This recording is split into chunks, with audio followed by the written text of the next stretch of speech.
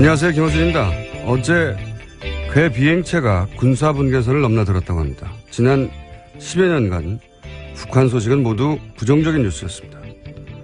세계 유일 분단 국가가 통일되어야 한다는 생각 그 자체가 과거보다 많이 약해졌습니다. 이제 각자 체제 유지하며 이 상태를 그냥 유지해야 한다 하는 말들도 많이 합니다. 제 생각은 그렇습니다. 파리, 북경, 서울 물리적으로 다 같은 땅 위에 있죠. 서울에서 파리까지 운전해 가는 게 가능은 합니다. 하지만 우리 머릿속에서는 그 땅은 끊어져 있습니다. 머릿속에서 땅이 끊어진 덕분에 우리 머릿속에서 세계는 우리와 떨어져 있고 세계는 저 멀리 바깥에 있죠. 그렇게 나와 세계는 연결되어 있지 않습니다.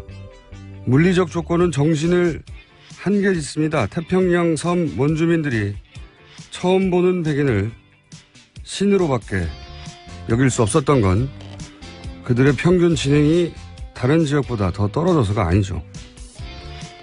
서울역에서 기차 타고 평양, 북경, 모스크바 지나 파리까지 그 상상의 단절이 없어져야 한다. 중고생들이 여름방학이면 이 대륙의 땅끝까지 횡단하는 꿈을 꿀 수 있어야 한다. 그렇게 물리적으로 세계와 연결되는 것이 우리의 변방의식을 덜치고 세계인으로 보편의식을 갖는 출발점일 수 있다. 저는 개인적으로 그게 통일이 가져다 줄 가장 큰 보상이라고 믿습니다. 문재인 정부의 대북 정책이 이런 상상까지 품어주길 개인적으로 기대합니다. 김어준 생각이었습니다.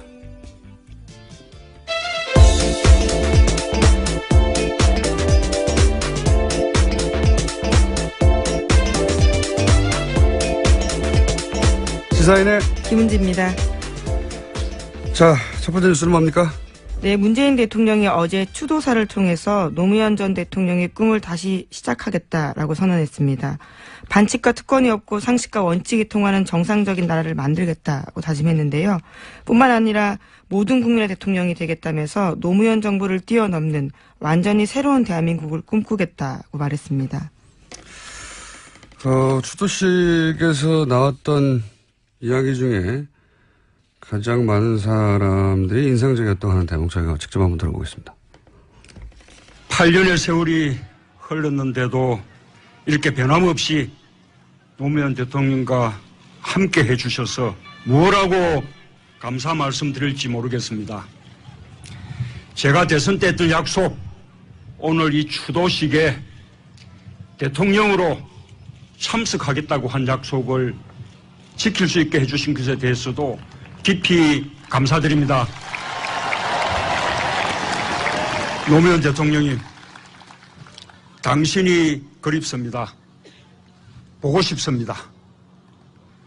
하지만 저는 앞으로 임기 동안 대통령님을 가슴에만 간직하겠습니다. 현직 대통령으로서 이 자리에 참석하는 것은 오늘이 마지막일 것입니다. 이제 당신을 온전히 국민께 돌려드립니다. 현직 대통령으로 추도식 참석은 오늘이 마지막이다. 네. 네, 그렇죠. 앞으로 4년 동안은 참석을 못한다라는 이야기를 한 건데요. 성공하고 다시 오겠다고. 거의 5년입니다. 며칠 안 지났기 때문에 4년이 아니고 아직. 죄송합니다. 제 손까지야. 예. 이것보다 비장한 방식으로 다짐이 있을 수 있나. 예. 대통령으로는 이제 안 오겠다는 거 아닙니까, 여기에? 예. 그렇죠. 이 대목이 굉장히 인상적이었던 사람도 많았고요. 근데 더 큰 화제는 대통령의 추도식에 대해서 여러 사람들이 여러 가지 반응을 하고 감정적으로 이제 울컥한다는 분도 많았지만 제가 보기에 어제 하이라이트는 노건호 씨였습니다. 네, 헤어스타일이 화제였습니다. 네. 유가족 대표에서 감사 인사말 전하려고 단상에 올랐는데 새로운 헤어스타일 보였습니다. 네. 헤어스타일은 아니죠. 헤어가 있어야 스타일이 나오는 거죠. 그것도 스타일이 일종의 헤어 없는 스타일인데. 일부러 했다고 합니다. 네. 탈모 때문에 그랬다고. 네. 네, 정치적인 의사표시나 사회 불만이 있는 건 아니고 최근에 좀 심하게 탈모 현상이 일어나서 그렇게 스타일을 했다라고 밝혔습니다. 아마 대선 기간에 이제 아버지 이름이 계속 등장하고, 그리고, 모욕적인 방식으로 이용당하고, 거기 스트레스 많이 받았겠죠. 거기다 단 한마디도 반박을 할 수는 없고, 그래서 원형털모가 있어서 아예 밀었다고. 여기, 이제 이 이야기를 근데 이 공식선상에서 했어요. 직접 잠깐 들어보겠습니다. 이번 일을 제가 겪으면서 참, 전국의 탈모인 여러분에게 심심한 위로와 동변상련의 정을 전하는 바입니다. 저는 이미 다시 나고 있습니다. 다시 한번 위로의 말씀드립니다. 탈모인들에게 이제 위로를 일단 보내고 나도 동병상련을 겪었다. 연대 이야기를 하는 거죠. 네, 하지만 난 다시 난다. 네. 메롱이죠, 메롱. 위로와 메롱. 네. 근데 저는 이게 굉장히 인상적이었던 게 뭐냐면 역대 최대 인원이 모였고 엄청 많이 모였더라고요, 실제로. 아버지 친구가 약속한다고 대통령이 돼서 처음 참석하고 이제 이게 마지막으로 참석한다고 하는 대단히 비장한 자리예요, 사실. 현직 대통령으로서 마지막이라는 거죠. 전국 생중계가 되고 있고. 여기서 탈모 유머를 던진 겁니다. 저는 이게 그 장면을 보면서 굉장히 이국적이다라는 생각을 했어요. 무슨 의미냐면 영미권에서는 원래 장례식에서 혹은 추도식에서 굉장히 재밌는 유머를 던지고 그게 오히려 고인에 대한 애정 이런 걸 받아들여지는 문화가 있죠. 우리는 없어요, 그런 게. 우리는 추도식은 엄숙하고 경건하고 단정해야지 이렇게 자기 머리 가지고 유머하면 안 되는 겁니다. 애초. 만약에 노건호 씨가 아닌 누군가가 그 자리에서 그런 얘기를 했다. 평생 먹을 욕을 하루에 다 먹었단 말이죠. 배부르게 먹었다고 봐야 되는데. 그리고 다시는 그런 자리에 못 올라간다고 봐야죠. 근데 어쨌든 말머리를 그런 자리에서 탈모 이야기로 하겠다는 자체가 너무 흔치 않아서 이국적이다. 다른 나라가 별로 안 떠올라왔어요. 네, 여유도 좀 생긴 것 같고요. 과거 때를 비교해보면요. 과거, 이 발언이 한번 화제가 됐던 건 김무성 당시 새누리당 대표가 왔을 때, 그 NLL 가지고 근데 이걸 또 빚고 와서 반어적으로 대인의 풍모라고. 네, 진정 대인배 풍모하고 왔다라는 식으로 이야기를 했죠. 네, 굉장히 이제 기본적으로 풍자적 화법을 구사할 줄 아는 그렇게 표현했었어요. 근데 여하간 이제 이런 자리에서 탈모 유머를 썼잖아요. 이거는 기본적으로 나는 뭐 누구한테 덕볼 생각도 없고 눈치 볼 생각도 없고 그런 배짱이나 감각이 기본적으로 있어야지 이럴 수 있는 건데 왜 우리나라에 굉장히 고려할 게 많잖아요. 눈치 볼 것도 많고 지킬 것도 너무 많고 이러기가 어렵습니다. 아주. 그래서 이런 장면이 잘 안 나오는 거라서 저는 이국적이라고 생각했어요. 이국적이고 이런 거는 이제 저 같은 근본이 없는 뜬금없는 고백을 이렇게 잡놈 이런 사람 좀 돼야지 이렇게 막 던지면서 사는 거거든요. 뭐 어때? 이러면서 웃기는 게 좋은 거잖아 라고. 그래서 한편으로는 같은 과인 것 같아서 반갑기도 하고요. 저는 개인적으로 만나본 적은 없습니다만. 또 한편으로는 아버지를 묘한 지점에 닮았어요. 노무현 대통령도 그 자리와 상관없이 자기 유머를 막 던져가지고 대통령 시절에 그까지 공격 많이 받았었죠. 예. 노건 씨가 뭐 절대 정치를 하지 않을 것 같지만 해도 걸물이 될 것 같다는 생각이. 혼자 정치를 한다는 얘기가 절대 아닙니다. 그런 얘기가 절대 아니고요. 저 혼자 그런 생각을 했다는 거죠. 혼자서 하여튼 좀 즐거웠습니다. 이런 거죠. 친노와 탈모의 만남? 다음 뉴스 전해 주십시오. 네, 다시 난다고 합니다. 본인 말로는요. 누가 봐야 알죠. 네. 네, 어제 대비되는 장면이 있었습니다. 서울중앙지법 417호 대법정에 박근혜 전 대통령 들어섰습니다. 수의 대신에 남색 정장에 검은색 구두를 신었고요. 가슴 왼편에는 수번 503번이 적힌 동그란 플라스틱 배지를 달았습니다.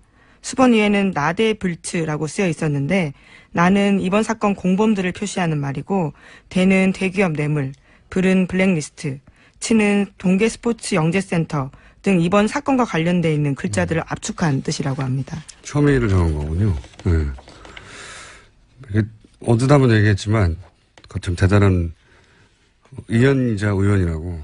만약에 영화 그러니까 같은 날 오전에 오후에 뭐 추도식과 최초의 공판 전직 대통령 또 그 대통령이 탄핵되고 나서 바로 취임한 대통령 이렇게 엇갈리는 거는 영화를 이렇게 같은 날 이렇게 이런 일이 벌어졌다고 만들면 우연의 남발이라고 욕먹어요. 영화를 이렇게 만들면.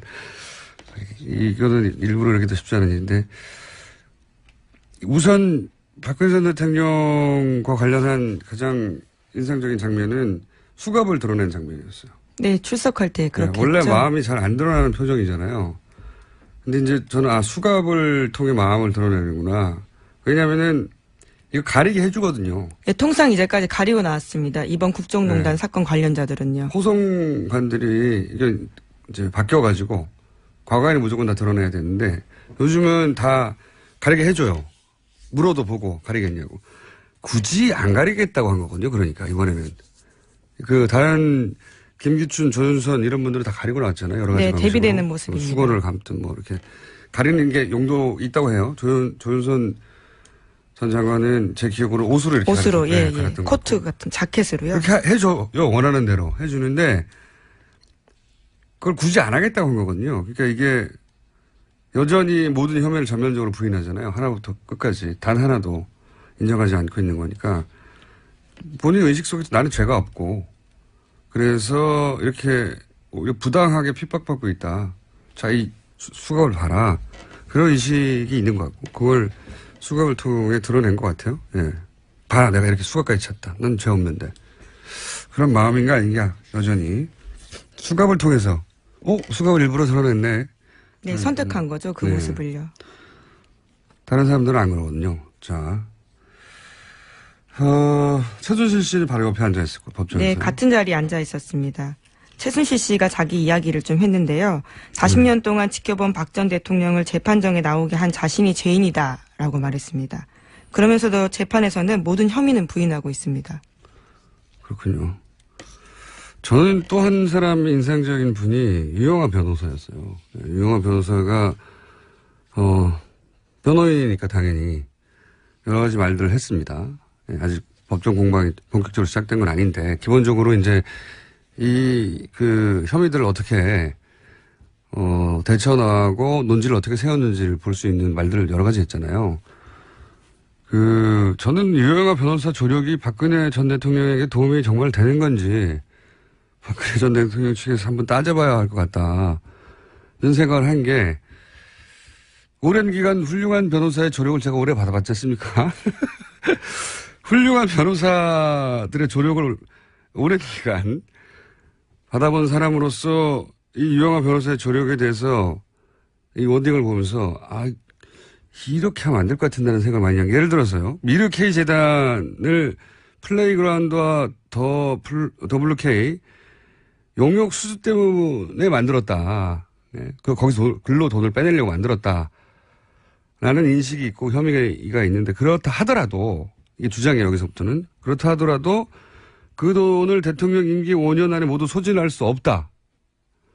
그런데 그 말은 그래서 5년 안에 소진할 수 없는데 그러므로 뇌물죄로 볼 수 없다. 이렇게 이어진 논지 같은데 아니 누가 미르 K 재단 재산을 임기 내에 소진하려고 했다고 몰아친 적이 없잖아요. 일단. 네, 현지 주머니에 들어온 돈 한 푼도 없다. 그 논리죠. 네, 그러니까 미르 K 재단을 만든 게 임기 2년 남겨놓고니까 5년 내에 소진될 수 없다는 건 사실관계도 맞지 않지만 이렇게 임기 내에 다 소진하려고 했지. 이런 공격을 한 적이 없어요. 아무도 주장하지 않은 혐의를 스스로 씌운 다음에 스스로 벗고 막 그러는 거예요. 일단 이게. 아무도 그런 주장 안 했는데. 다른 변명을 하고 있는 거죠. 그렇죠. 네. 그리고 임기 중에 다 못 쓴다는 게 뇌물이 아니라는 무슨 반증이 안 되는 거거든요. 뇌물을 받아서 다 못 쓰면 뇌물이 안 된다는 법리가 있나요? 저는 이 논리가 너무 이상하고 저같이 법을 모르는 사람한테도. 그리고 이제 이런 것도 있어요. 블랙리스트에 대해서 대통령이 문제 있는 단체에 대해서 한마디 했다고 해서 한마디 했다고 하는 것까지는 부인 못하는 거죠. 블랙리스트 1년의 과정 전부를 책임을 묻는 거는 뭐라고 비유했냐면 살인범을 낳은 어머니에게 살인죄를 묻는 거다. 그러니까 어머니는 자식을 낳았을 뿐인데 그 자식이 나중에 살인범이 됐다고 해서 어머니한테 살인죄를 물을 수 있냐. 본인은 무릎을 친 비유인 것 같은데 저는 이게 참 말이 안 된다고 생각하는 게 여기서 아마 살인범은 김기춘 비서실장이나 또는 뭐 문체부들 실무자들을 이야기하는 조윤선 것 같습니다. 장관이나 이런 그런 부하 직원을 의미하는 것 같죠. 예. 그리고 자신은 뭐 그냥 대통령으로서 문제 있다고 한번 지적했을 뿐인 어머니 이 정도로 비유한 것 같은데 일단 비유가 아주 안 좋아요. 이 비유 자체가 아주 나쁜 상상을 하게 하는 나쁜 비유고요. 그리고 이렇게 비유를 들면 뭐 무슨 생각이 바로 드냐면 살인범을 낳기만 한 게 아니라 살인하라고 교사까지 한 엄마니까 더 나쁘게 상상이 되거든요. 네, 지시했다고 사실상 인정한 거죠. 문제단체에 대해서 말했다라고 한 거니까요. 그러니까요. 대통령의 네. 말이 지시지 그러면 뭐 편하게 농담했다고 생각할 수도 없는 거고요. 네. 그러니까 이 비유도 안 좋고 논리 전개도 훌륭한 변호사의 조력을 받아본 당사자로서 오랫동안 변호사의 조력을 듣고 내가 생각지도 못한 논지가 튀어나오고 막 이렇게 하면 되겠다는 생각도 들고 그렇거든요. 훌륭한 변호사들하고 같이 재판을 받다 보면 근데 제가 생각해도 구멍이 많은 논지여서 이분이 도움이 될지 모르겠습니다. 이 재판에 박근혜 전 대통령 측한테는. 자, 다음 뉴스는요. 어제 크게 두 가지 사건이 이렇게 있었습니다. 예. 네, 그리고 또 청와대가 세월호 재조사를 위해서 제2기 특별조사위 꾸리겠다라는 조선일보 아침 보도가 있습니다. 국회에 제출된 세월호 2기 특조위법을 여야 합의로 처리하기는 어렵다고 봐서 대통령 업무 지시로 바로 설치할 수 있는 대통령 직속 특조위에 무게를 두고 검토하고 있다는 겁니다. 입법을 통해서는 통과하기도 쉽지 않을 것 같고 시간도 걸리고 조선일보는 참 세월호 재조사하는 데 관심이 많아요. 이거 하지 말라고 계속 주장하고 특히나 관심이 많은데 대통령의 의지를 그만큼 보여주는 거죠. 네, 지난 시간 동안 세월호에 세금이 얼마나 들었는지를 집중적으로 보도한 바도 있습니다. 네. 그리고 뭐 다른 나라의 사례를 들면서도 그렇고 세월호를 재조사하면 나라가 망할 것처럼 굴어요. 조선일보는.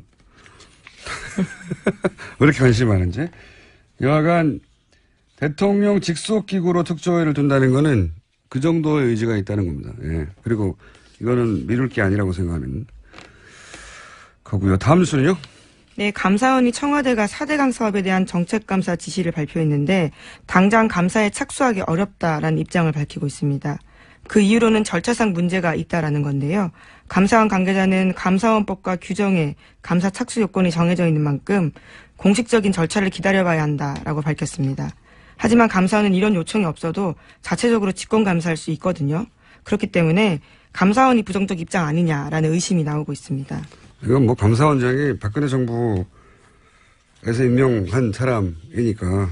그리고 또 어제 저희 인터뷰를 통해서도 잠깐 문제제기 됐었는데 핵심적인 그러니까 이런 일을 해야 할 핵심적인 요직에 실제로 지난 10년간 4대강을 적극적으로 옹호해서 4대강 업무를 진행시킨 관료들이 그 자리에 가 있다. 감사의 대상이 될 사람이 감사를 할 자리에 가 있어서 그게 쉽지 않을 것이다. 라고 하는 게 10년 동안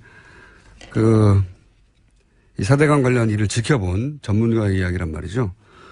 이것도 그런 맥락에서 이해할 수 있죠. 예.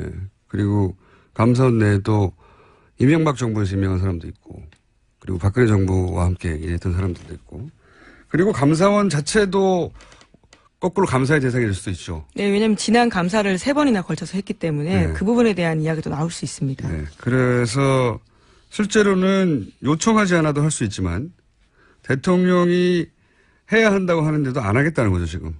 예. 이런 일들이 일어나는 걸 보면 아직은 바뀐 건 대통령밖에 없어요. 예. 그리고 주요 장관들도 아직 결정도 안 됐고요. 오늘 총리 청문회 하는 거죠? 예. 네, 오늘 내일 있습니다. 갈 길이 멉니다. 네. 이런 뉴스를 볼 때마다 느끼는 건데. 자, 근데 끝까지 안 한다고 버틸 수는 없을 테니까, 당연히. 네, 그냥 지금 뭉개고는 있는 건데 버티기는 쉽지 않습니다.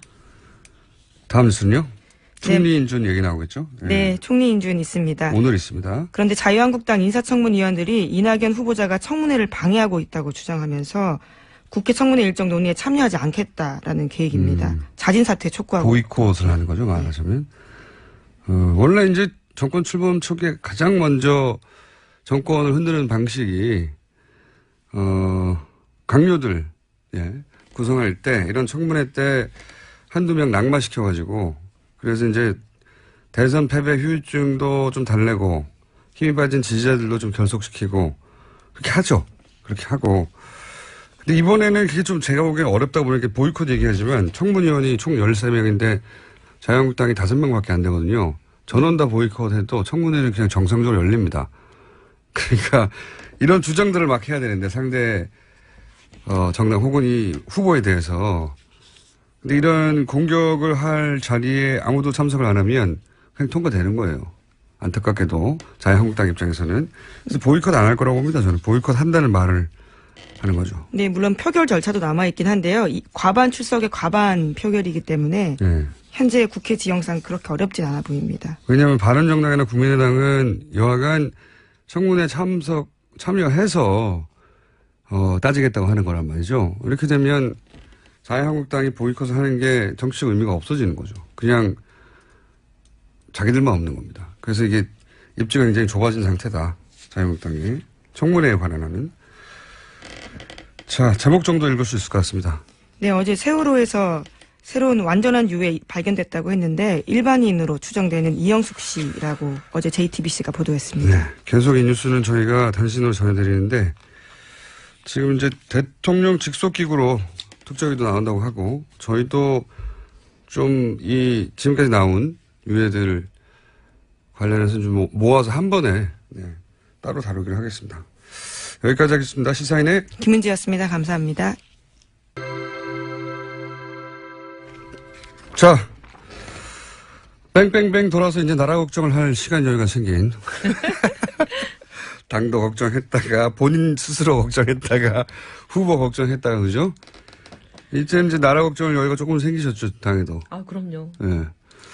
바른정당의 분위기가 뭐랄까요? 마치 대선 반쯤 이긴 당 같아요. 그렇지 않습니까? 하여튼 대선에서 하여튼 국민들께서 저희들한테 과분하게 사랑과 신뢰를 주셨다. 이게 저희들 생각이에요. 네, 민주당이 분위기 좋은 게 너무 당연해. 거기 제껴놓고 보자면 다른 모든 정당 중에 바른정당에서 제일 긍정적인 뉴스가 많습니다. 네. 예. 으쌰으쌰 한다는 분위기. 예. 그리고 뭐 당이 막 젊어지려고 노력한다는 분위기. 예. 다른 당은 막 지금 싸우고 난리 났는데 그렇죠. 저희 당만 이렇게 일치단결해서 정말 잘해보자. 국민들이 주신 사랑을 우리가 어쨌든 갚아보자. 뭐 이거니까. 이게 이제 그래봐야 사위였거든요. 근데 처음부터 끝까지 내내 꼴찌할 거라고 생각하다가 막판에 대역전이죠, 사실. 대역전이 맞습니다. 네. 네. 이거 1% 2% 득표하는 거 아니야? 이 정도 수준의 고민을 하다가 대역전이라고 볼 수 있죠. 며칠 만에. 네, 단 며칠 만에. 네. 그러면서 국민들의 관심도 높아졌고 잘한다는 응원도 생기고 네. 당신들이 합리적인 보수로 성장해줘야 되는 기대도 있고 뭐 젊은 층도 막 호응도 있고 신날 요소가 많아요, 그죠? 네, 그리고 또 더 감사한 것은 선거 끝나고 나서 다들 막 아쉬운 마음 그리고 다른 후보를 찍었는데 그건 너무 후회된다. 당신들 이 정도일 줄 알았으면 찍어주는 건데 하면서 막 이렇게 미안해 하시는 게 더 감사하죠. 그래서 신이 난 거가 느껴져요. 네, 바른정당에서는. 더 열심히 할게요. 자, 그러면은 몇 가지 오늘 이슈들이 있습니다. 이제 4대강 이야기도 좀 해야 되고, 그리고 노무현 추도식에 참석했던 뭐 이야기 잠깐 더 하고, 2주차예요, 2주차. 네. 참 2주인데 네. 오래된 것 같아요. 한 2년 된 것 같아요. 맞습니다. 네. 굉장히 오래된 것 같아요. 네. 2주차 평가도 한번 개인적인 관점에서. 네. 개인적으로 이런 게 인상적이었다거나, 지난 시간에 1주차 됐을 때 네. 그렇게 하셨잖아요. 겁날 정도로 잘하고 있다고. 근데 뭐 그때는 일주일이니까 2주면 좀 흥분도 좀 가라앉고 네? 조금 더 객관적으로 볼 수 있잖아요. 그래서 2주차에 개인적으로 보기에 가장 잘했던 것들. 전 또 여성이라서 특히 네. 그런지 과거 정부들은 보면은 여성 인사 배려한다 이런 굉장히 배려라는 말도 참 듣기에 거슬렸어요. 근데 그러면서 이제 주는 자리라는 거는 정해져 있었죠. 예. 여성부하고. 예, 여성부. 사실 박근혜 여가부, 정부는 여성부 말고는 준 적이 없습니다. 딱 여가부는, 하나 예. 환경부 장관을 주셨지만 굉장히 말 많고 탈 많고 어떻게 보면 앞으로 여성들 진로에 걸림돌이 됐다라는 평가를 받는 오히려. 그런 게 하나 있었고 그거 네. 말고는 뭐 힘 있는 자리를 주지 않았죠. 한마디로 예. 말해서. 예. 그런 상황이었었는데 지금 이번에는 보면은 청와대 수석 중에서도 인사수석을 줬어요. 아, 이거 막강한 자리입니다. 인사수석이라는 거는 이제 인사를 지면 다 지는 거잖아요. 인사가 막강한 많다고. 자리입니다. 가장 힘 있는 자리를 줬고 조용히 눈에 띄지 않지만 실제로 공직사회에서는 막강한 자리죠. 거기 다 줄 서죠. 예. 인사수석. 상당히 굉장히 놀랬어요. 그다음에 또 보면은 조현옥 인사수석. 예, 기억하셔야 외무장관- 됩니다. 예. 외무장관 자리를 줬잖아요. 예, 힘 있는 자리죠. 외무장관. 아니, 지금 외무장관 여성 처음 나왔는데 굉장히 힘 있는 자리를 줬고, 이제 물론 보훈처장도 사실 네. 그쪽에서는 힘이 있는 거죠. 그래서 굉장히 그런 부분이 저는 기대를 갖게 해요. 그래서 야, 숫자만 정말- 채운 게 아니라. 예, 정말 이 정부에서는 여성들이 상당히 길을 펴고 능력을 발휘할 수 있는 제대로 된 장이 펼쳐지겠구나 하는 그런 기대가 생기고. 저도 인사수석에 이렇게 맨 처음 발표한 인사인데 인사수석 여성이 가는 걸 보고 인사수석 여성이 이런 적이 있었나 생각해보니까 없었어요. 처음이에요. 네, 없었어요. 이건 네. 크게 주목받지 않고 있는데 없었어요. 그리고 이제 제가 여성이라서 조금 여성 자랑을 하면 연고주의, 혈연, 지연, 학연 이런 거에서 좀 자유롭잖아요. 그렇죠. 그래서 어떻게 보면 남자보다 훨씬 더. 훨씬 네. 더 좀 그런 여성들이 보면 조금 개인주의적인 경향이 있기도 하지만 좋게 보면은 그게 이제 연고에서부터 자유로울 수 있는 거잖아요. 네. 그러면 인사를 그런 거에서부터 무관하게 굉장히 사람의 능력과 자질만으로 평가할 수 있는 그런 장점이 있습니다. 그런 부분을 대통령께서 혹시 좀 물론 발표도 그렇게 했죠. 여성 수석을 쓴 거는 그런 것을 감안한 거다 한 거니까 굉장히 인사에 대해서 상당히 기대가 됩니다. 그리고 뭐 또 인사가 굉장히 힘든 임명이었다고 봐요. 네. 통상적으로 하기 힘든. 예. 물론 능력이 있으니까 됐겠죠. 여성이어서가 아니라. 제가 이 근데 여성이어서 안 된다고 할 자리였을 수도 있는데 네. 그렇지 않았다는 거죠. 예. 제가 그리고 이거 송현옥 수석을 네. 정치하기 전에 잠깐 알았었어요. 근데 정치하고 나선 본 적이 없는 조현옥 분인데, 수석을요? 예. 조현옥 수석, 예. 예. 이분을 정치하기 전에 잠깐 알았고 정치하고 나선 본 적이 없는 분이에요. 예. 근데 굉장히 이렇게 어떻게 보면 진보적인 진영에 계시는 분이잖아요. 네. 저는 보수 진영에 있는 사람이고, 근데 굉장히 진보 보수 가리지 않고 여성의 인재 발굴 이런데 헌신적인 분이에요. 그렇군요. 언제 인터뷰 한번 해봐야 되겠습니다. 예. 근데 진짜 훌륭한 분이에요. 어쨌든 첫 번째로는 여성 의원으로서 여성 인재를 쓰는 것이 그냥 요식이 아니라 숫자 채우기가 아니라 진짜 힘 있는 자리를 주는구나. 네. 이게 다가왔다. 예. 예. 그건 아직 특별히 이 대목을 지목했던 정치인이 있었나요? 없었던 것 같아요. 못 본 것 같으네요. 네. 그럼 본인이 처음으로 지은 것으로 네. 해주시고 두 번째로 인상적이었던 건 어떤 거예요? 그렇습니까? 저는 어제 봉하마을이 좋았어요. 그건 왜 그렇습니까? 추도사가 참 이렇게 구절구절이 굉장히 가슴에 와 닿았기도 하지만 특별히 그 좀 거의 마지막 부분에 네. 현역 대통령으로서는 오늘이 마지막이 네, 안 오는 오겠다. 날이다. 네. 끝내고 나서 성공한 대통령으로 다시 찾아뵙겠다. 이 얘기는 이제 현역 대통령으로서는 이제 앞으로 안 오겠다는 그렇죠. 얘기잖아요. 추도식은 안 그래서 오겠다. 왜 이런 말씀을 하셨을까? 근데 제 해석은 문 대통령의 진짜 의중이 뭔지는 제가 물어보지는 않았지만 예. 근데 제 생각에는 이제 진보 보수 진영을 아우르는 어떻게 보면 뛰어넘는 5천만 국민의 대통령이 되겠다 이런 의미가 아닐까 생각하고 저는 그런 굉장히 의미겠죠. 좋게 들었어요. 예. 그 말씀을. 그래서 꼭 성공한 대통령으로 되돌아오겠다. 뭐 이런 다짐인 거죠. 네. 그전엔 내가 여기 안 와. 네. 예. 굉장히 비장한 다짐이었는데 많은 사람들이 그 얘기를 하더라고요. 그 얘기를. 가슴에 와 닿았어요. 그런 얘기가. 사실 어떻게 보면 박근혜 대통령도 100% 대한민국이 공약이었거든요. 맞아요. 모든 근데 대통령. 100% 대한민국이라는 단어를 제가 쓰는 걸 권했을 때 본인이 그 좋은 말이다라고 하고 택하긴 택하셨는데 사실 100% 대한민국이 되도록 굉장히 노력해 주셨으면 좋았는데 좀 그런 모습을 못 봤어요. 굉장히 신방만의 아쉬웠는데. 대통령이 됐죠. 예, 아쉬웠는데 진짜 이제 정말 대통령이 되시기 전에는 진보 진영의 후보일 수는 있지만 대통령이 되시고 나면 대한민국의 대통령이지 진보 진영의 대통령은 아니잖아요.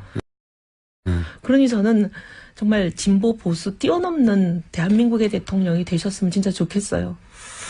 그게 두 번째로 인상적이셨고 2주차 네. 이제 총합에서 베스트 3. 예. 세 번째 정도 얘기하셔야 이게 예, 그런가요? 한 6개 얘기하셔도 되는데요. 3개만 얘기하죠 그냥. 소통하고 하여튼 시민들, 국민들 누구나 지금 소통하시는 거잖아요. 그리고 뭐 연차를 쓰고 내려가시면서도 연차를 쓰고 대통령 연차 있는 거 처음 알았다는 분이 대부분이에요. 네. 나 그것도 굉장히 신선하게 보였어요. 네. 굳이 이제 1년에 한 번 정도 연차는 써야 된다. 이런 걸 어떻게 보면 의식적으로 일부러라도, 보여주시는 거잖아요. 그냥 내려가도 아무 말도 안 하는데 누구도. 근데 이제 사실 연차를 쓰고 갔다. 그리고 연차를 쓰고 내려가면 그냥 조용히 쉬면 될 텐데 그것도 아니면서 실제 공식적인 일정은 수행한 거거든요. 사실상 시민들도 그렇죠. 만나고 소통하고 대통령으로서 할 일은 다 한 것 같은데 연차라는 걸 쓰고 또 내려가고 소통하고 그리고 사람들하고 이렇게 소탈하게 커뮤니케이션 하는 게 좋아 보였어요. 그게 그리고 그냥 그 5.18에서 네. 그 아버지가 네. 자기가 출산하는 거 보러 오시다가 네, 태어나는 거 보러 오시다가 유가족이. 사망한 유족이 있었잖아요. 그분을 이렇게 한 20m 쫓아갔다고 뭐 뉴스에는 그렇게 돼 있던데 쫓아가서 이렇게 안아주시는 거. 화면도 보셨어요, 한번? 저희는 화면은 잘 못 보고 맨날 핸드폰 기사로만. 뉴스로 보기 때문에. 네. 하여튼 그런 전반적인 게 이제 사람들이 대통령을 멀리 느끼지 않고 가깝게 느끼게 하는 요소인 것 같고 그게 이제 어디 한 군데만 있는 게 아니라 여러 군데에서 드러나가서 드러나는 게 좋은 것 같아요. 네. 그렇게 한 2주 정도 겪어보시니까 걱정 안 되십니까? 되죠. 저렇게 너무 잘하면 안 되는데. 그래서 근데 사실은 이런 생각은 해요. 진보냐 보수냐 그걸 너무 따지기보다는 대한민국을 위해서 좋은 대통령이 되면 되고 꼭 뭐 진보에서 대통령이 나와야 된다. 그런 생각을 진보 진영도 버리고 보수에서 대통령이 나와야 된다. 이런 생각을 보수 진영도 버리는 그런 나라면 더 좋지 않을까. 그러면 당이 하나만 있어야 되죠. 여하간 전반적으로 2주차는 하여튼 1주차 마찬가지로 좋게 평가하시는 네. 거고, 네, 종합적으로. 자, 그러면 좀 까칠한 이야기들을 이제 시작해 볼까요? 네. 4대강 있잖아요. 4대강. 네. 4대강에 대해서는 박근혜 전 대통령이 이제 2007년이요. 그렇죠. 그때부터도 계속 비판적으로 사실 4대강이라기보다 처음 2007년에는 대운하였죠. 대운하였죠. 그때는 4대강이 아니고 예. 대운하였는데. 나중엔 변장 대운하라고 예. 근데 그랬었죠. 그때 2007년에 이 대운하 안 된다라고 거의 매일 기자회견 했던 사람이 저였어요. 그러니까요. 네. 유승민, 이혜원이 맨날 기자회견 한다고 그 MB 대통령이 무지하게 불편해 하셨어요. 그런데 이제 결국 했고요. 네. 근데 지금 이제 문재인 대통령이 대운하 감사 다시 한번 해볼 필요가 있다. 근데 이명박 대통령 측에서는 무슨 소리냐. 다 끝났는데. 그리고 뭐 감옥 보내자는 얘기냐부터 시작해가지고 반발이 있어요. 실제. 근데 어제 저희 방송에 노회찬 의원이 나와가지고 그 4대강을 감사를 그렇게 제대로 못한 것은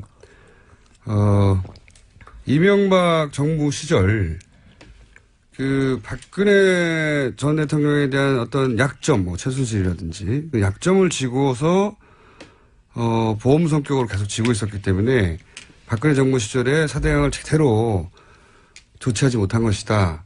이런 식의 이제 본인 입장에서의 추정이죠. 예, 그런 얘기를 했어요. 일단 4대강 사업에 대한 개인적인 의견과 왜 박근혜 정부 시절에 4대강을 충분히 좀 더 강도 높게, 왜냐면 아무도 법적 처벌을 받은 적은 없거든요.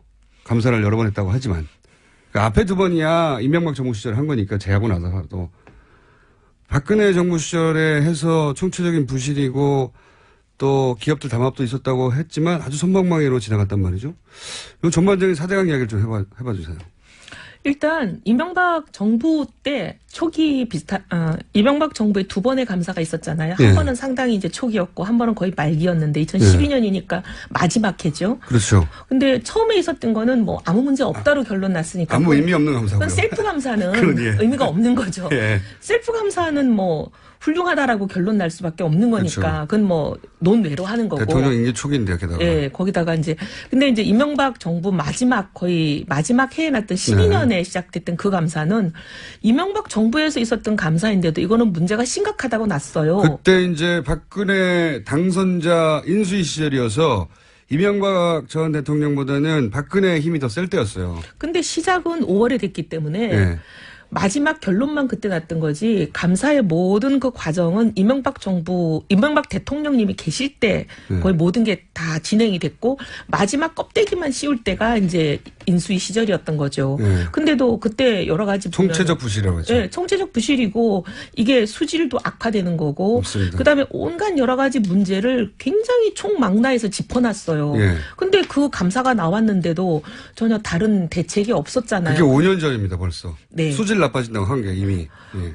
그리고 이제 박근혜 정부가 탄생하고 2013년에 있었던 감사는 다른 시각에서 보는 감사였어요. 담합이 있었냐 없었냐. 네. 그다음에 이 비용이 적절했냐 안 했냐. 이게 이제 4대강을 염두에 두고 한 거라 비용이 너무 부풀려졌고 쓸데없는 그렇죠. 국민 세금을 많이 낭비했고 이거 담합을 방조했다라고 했어요. 그러니까 총체적 담합이- 부실에 담합까지 있었다. 담합이 있었다 정도가 아니라 담합을 정부가 방조했다라는 게 감사의 결과였어요. 네. 그러면 담합은 이거는 공정거래법에 의해서 굉장히 세게 처벌받아야 되는 거거든요. 그렇죠. 근데 처벌이 별로 없었고 그다음에 공무원은 한 명도 처벌되지 않았습니다. 게다가. 방조했다라고 하면은 방조한 공무원도 처벌받아야 되는 거잖아요. 그렇죠. 근데 처벌도 없었고. 그러니까 이게 이제 박근혜 정부가 이 부분에 대해서 묵인하고 뭐 나쁘게까지 얘기하면 공범이라고까지 의심을 받아도 별로 할 말이 없는 그런 상황으로 간 거예요. 예. 근데 왜 그렇게 왜 갔느냐에 그랬을까? 대해서는 예. 이제 노회찬 의원님은 예. 그런 이유가 있었다. 최순실이든 뭐든 여러 가지 이제 잡힌 게 있었다라고 이전 정부가 앞으로 다음 정부에 대한 약점을 쥐고 있었던 게 아니냐. 뭐 그런 말씀을 하셨지만 예. 옛날부터 그런 얘기는 이제 많이 떠돌아다니는 소문으로 있었어요. 뭐 예. 괴담 수준으로. 그렇죠. 제가 뭐 본 건 아니니까 저도 뭐 그 부분에 대해서 확실히 말할 수는 없지만 무슨 괴담을 들으셨나요? 제가 못 뭐. 들은 괴담을 들으신 것 같아가지고. 2007년 이후에 예. 2010년쯤이었나요? 예. 여러 가지 이제 제가 연도는 정확하게 기억이 안 나는데 박근혜 당시 의원과 이명박 대통령과 청와대 단독 회동이 있었어요. 그랬죠. 예. 예. 거기에서 이제 후계에 대한 미략이 있지 않았느냐. 그런 얘기 나왔었죠, 언론에서도. 그러면서 그때 여러 가지 두 분 간에 서로 주고받고가 이루어지지 않았냐. 바터가. 뭐 이런 예. 얘기가 굉장히 많았었죠. 내가 당신이 대통령인 차기가 되더라도 이런 거는 보여주고 그럼 나는 이런 거를 봐주겠다 뭐 이런 식의. 이제 통상 그런 경우에는 이제 그때 그런 일이 있었다고 제가 뭐 보지 않은 걸 말할 수는 없지만 예. 통상 정치인 간에 그런 이제 만약에 뭐 미략이 있다면 예. 하는 거는 나는 당신을 밀어주고 당신은 나를 보장해주고 주로 그렇죠. 이런 거잖아요. 보통은 그렇죠. 네. 예. 그러니까 그렇지 않았을까 하는 추정들이 있었고. 추정들이 있었던 거죠. 그리고 한동안 그런 이야기가 돌아다녔었죠. 네, 예. 많았죠. 왜냐하면은 두 분이 만나고 나서 딱히 무슨 대단한 무슨 이야기가 왔는지 보도된 적도 없고. 그때. 근데 그래서 보면 사실 이명박 정부에서 있었던 소위 사자방이라는 거, 예. 4대강, 자원외교, 그다음에 예. 방산비리 이게 수사는 했지만 뭐 하나 처벌받은 게 제대로 없잖아요. 맞습니다. 거기 자원외교도 보세요. 수백억을 국민 세금을 날린 거잖아요. 수조요, 수조. 네. 근데 예. 누가 처벌을 받았어요? 없어요. 무죄 났잖아요. 기억나는 게 없어요, 예. 사실은. 뭐 다이아몬드 강산 막 어떻게 하다가 조용히 사라지고. 근데 그 뭐 무슨 공사, 무슨 공사 사장님들 1심에서 다 무죄 났어요. 맞습니다. 1심에서부터 무죄가 나면 끝나는 거죠. 제가 보기에는 거의 이건 면죄부를 주기 위한 절차가 아니었나 싶을 정도로. 그런 정도로 이제 네. 한번 수사한 거는 뚜껑 덮어버렸으면 다시 그러니까 뚜껑 안 연다. 근데 지금 일사부재리. 이제 네. 모 당에서 얘기하는 것도 이미 다 조사하고 아무 문제 없는 걸로 끝났는데 다시 여는 거는 정치 보복이다 이러잖아요. 거꾸로 저는 그런 생각이 들어요. 그러니까 좀 중장기적인 관점에서 보자면 그러니까 권력을 한번 쥐었다가 권력을 이제 그 임기가 끝난 그 경험을 가지고 있는 세력이잖아요. 이명박 전 대통령과 그 주변 인물들이. 그러니까 차라리 본인들에게 우호적인 정부가 있을 때 이 사건을 다루어서 아주 가볍게 처리하고 넘어가서 일사부조리 혹은 이미 끝난 사건이라고 만들어 두는 게 추후에 다른 정권이 들었을 때 이 이야기가 다시 안 나오게 하는 안전장치가 된다. 이런 발상을 가지고 막 사자방을 오히려 초반에 막 만들어내고 감사도 하고 그랬던 게 아닌가. 그런 비슷한 게요. 네. 이제 제가 이제 특정 기관을 얘기해서 좀 죄송한데 세무 담당하는 기관에서 그런 일들을 많이 해요. 왜요? 제가 이제 기재위에 오래 있다 보니까 예. 그 기관이 피감 기관이잖아요. 예. 뭔가 누구를 봐주고 싶으면 예.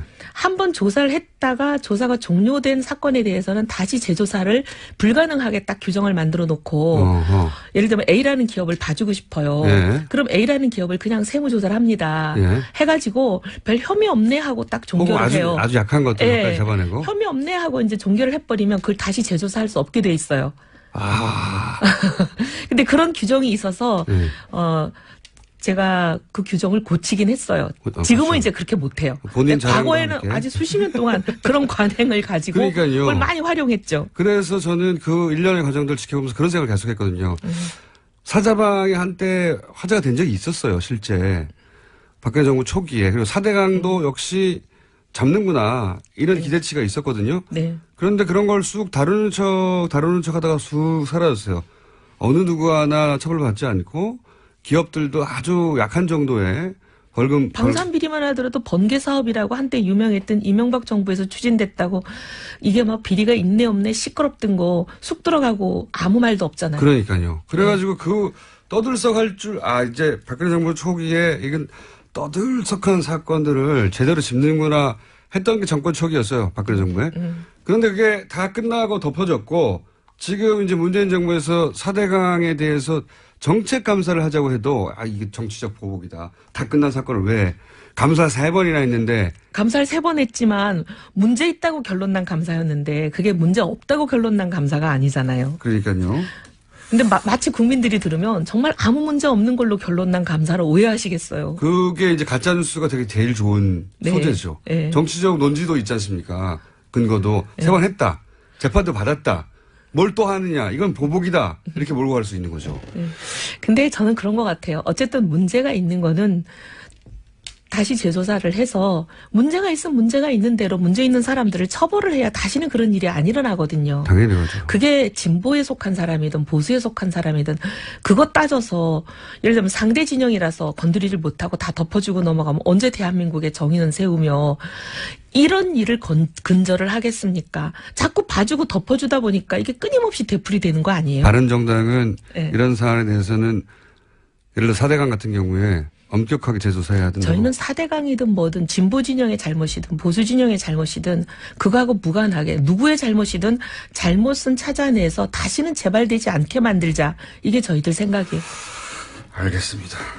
자, 그런데 이제 바른정당에도 소위 친이계라고 분류할 수 있는 분들 좀 있지 않습니까? 그분이 그때 당시 특임 장관을 해서 그런 발언을 하셨어요.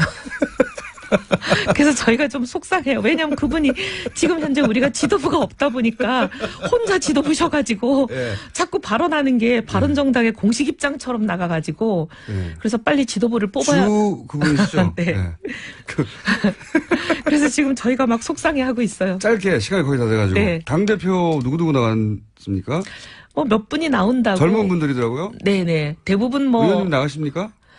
고민해 보겠다고 제가 주변에 자꾸 압박하시는 분들한테 답을 하고 있어요. 고민하시는군요. 네. 당대표 그러면 되시면 여기 안 나오는 거예요?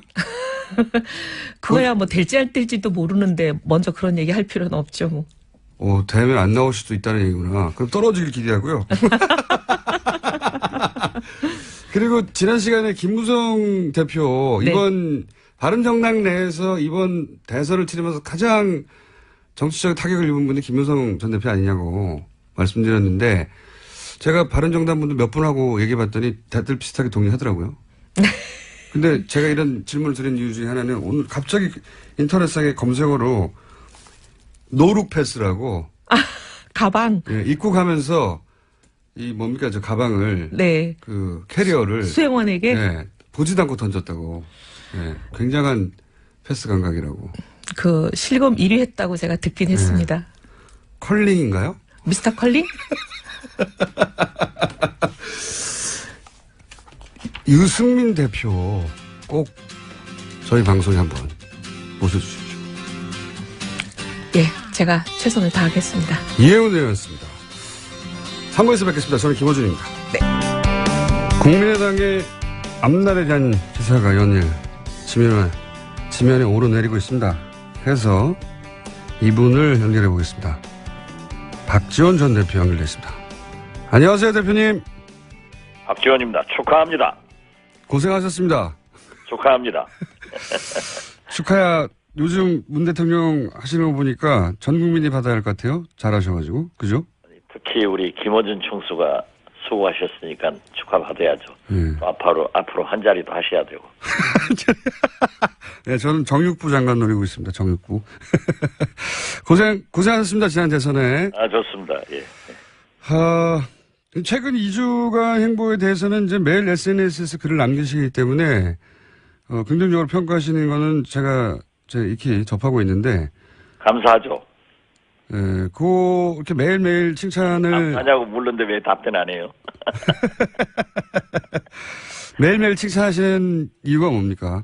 하루 걸을 수도 있는데 매일매일 하시잖아요. 너무 잘 하시잖아요. 그렇게 보십니까? 오늘까지 2주가 됐지만. 네. 매일 하시는 것이 잘하고, 굽힌 걸 펴주고, 뚫린 걸, 막힌 걸 뚫려주고, 예. 가려운 거 긁어주고, 할 일을 하시면은 칭찬해야죠. 그렇군요. 언제든지 뭐 잘못하는 게 있으면. 과정에서야 치열한 경쟁을 했지만은, 네네. 결과에 승복하는 것이 더 큰 민주주의 아니에요? 그리고 알겠습니다. 새로이 출범하는 대통령이 잘하면 잘한다고 해야지, 계속 물고 늘어지면 그건 바람직하지 않죠. 네. 그러면 김어준 총수죠. 네. 그러면 저라고요? 분위기가 좋습니다. 근데 국민의당 전반적으로 분위기가 좋은 건 아닌 것 같아요. 그죠? 국민의당 전반적으로 분위기가 좋을 리 없겠죠. 예. 그렇지만은 저는 정치를 또 국민의 도리로서 정치인으로서 그건 옳지 않다고 생각합니다. 어떻게 됐든 치열한 경쟁을 통해서 국민의 선택을 받았고 그 받은 대통령이 잘 하시면은 잘 하는 대로 협력을 해야 된다. 이런 생각을 갖고 만약 잘못했을 경우에는 또 거기에 대한 따끔한 질책도 대안도 내는 것이 야당의 길 아닌가. 그 길로 저는 가겠습니다. 대표님은 97년 최초의 정권교체, 2002년 다 지켜보셨고, 그리고 또 2007년, 2012년 대선 패배도 지켜보셨고, 또 이번 대선도 겪어보셨고, 국민의당에서 사실 현역 중에 의원님만큼 이런 큰 선거를 많이 치러본 사람이 어디 있겠습니까? 예. 그렇죠. 예. 사실 김대중 대통령이 60년 만에 아시아에서 최초로 우리 대한민국이 평화적 정권 교체를 이루었고 그 다음 노무현 대통령의 당선은 사실상 저도 당시 대통령 비서실장이었지만은 음으로 양으로 정권 재창출의 주역이라고 저는 자부를 합니다. 네. 그 후로 2번 패배를 했고 이번에는 경쟁을 했지만 저는 누차 가장 중요한 것은 정권교체이다. 그렇게 해서 박근혜 대통령의 탄핵을 맞아서 저는 안철수 후보가 대통령이 되는 것이 보다 바람직하다 생각했고 또 국민들은 문재인 후보를 선택했다고 하면은 어떻게 됐든 정권교체 아니에요? 네. 그래서 저는 큰 의미를 문재인이냐 안철수냐 이것보다는 10년 만에 정권교체가 됐다는 것 그리고 가장 제가 바라는 햇볕 정책을 이어나가시겠다고 문재인 대통령께서 취임사에서 밝힌 것. 세 번째는 제가 MB 박근혜 10년간 호남 소외에 대해서 강한 불만을 제기했고 그러한 강한 불만 때문에 두 대통령으로부터 박지원을 감옥 보내려고 엄청나게 노력을 했지만 지금까지 다 무죄가 된 거 아니에요? 그런데 문재인 대통령으로부터 그러한 지역 차별 정책이 불식돼 가는 것. 마지막으로 이렇게 시원한 개혁이 어디 있어요? 이렇게 해나가는 것을 보고 저는 문재인 대통령이건 안철수 후보건 참 잘됐다. 그런데 문재인 대통령이 잘하고 있기 때문에 무한정 박수를 보내고 있고 이 박수를 보내니까 재밌는 게 우리 국민의당에서는 전향하느냐 전향하느냐. 사람도 있고 또 소위 말하는 이제 그런 용어를 안 써야 되겠지만은 뭐 애청자들이 쉽게 문바들은 너 이제 살려고 이쪽으로 붙느냐 이런 시각을 갖는 게 참 아직도 우리 정치 수준이 거기에 머물고 있구나 하는 생각을 갖고 있습니다. 그러니까 그럴 일은 없다고 하시는 거죠, 지금? 뭔가 그럴 리는 없어요. 그러니까 제 말은 만약 민주당과 당을 합친다거나 또는 민주당에 입당하신다거나 혹은 뭐 입각 제의가 오면 받는다든가 평양 대사를 제의하면 하겠다든가 이렇게까지는 가지 않을 거라고 말씀하시는 거죠? 잘하니까. 아직 그러한 것도 빠르고 또 그런 얘기 나오기 너무 빠르다. 국민의당에서 지금 현재 잘못 와전된 부분도 있어요. 그렇겠죠. 당연히. 일부 지도부에서 일부 의원들이 바른정당과 통합을 하자. 네네. 이런 얘기가 나와요. 네. 저는 대통령 선거 때도 바른정당 후보와의 단일화, 자유한국당 후보와의 단일화 문제에 대해서 제가 많이 접촉을 했습니다.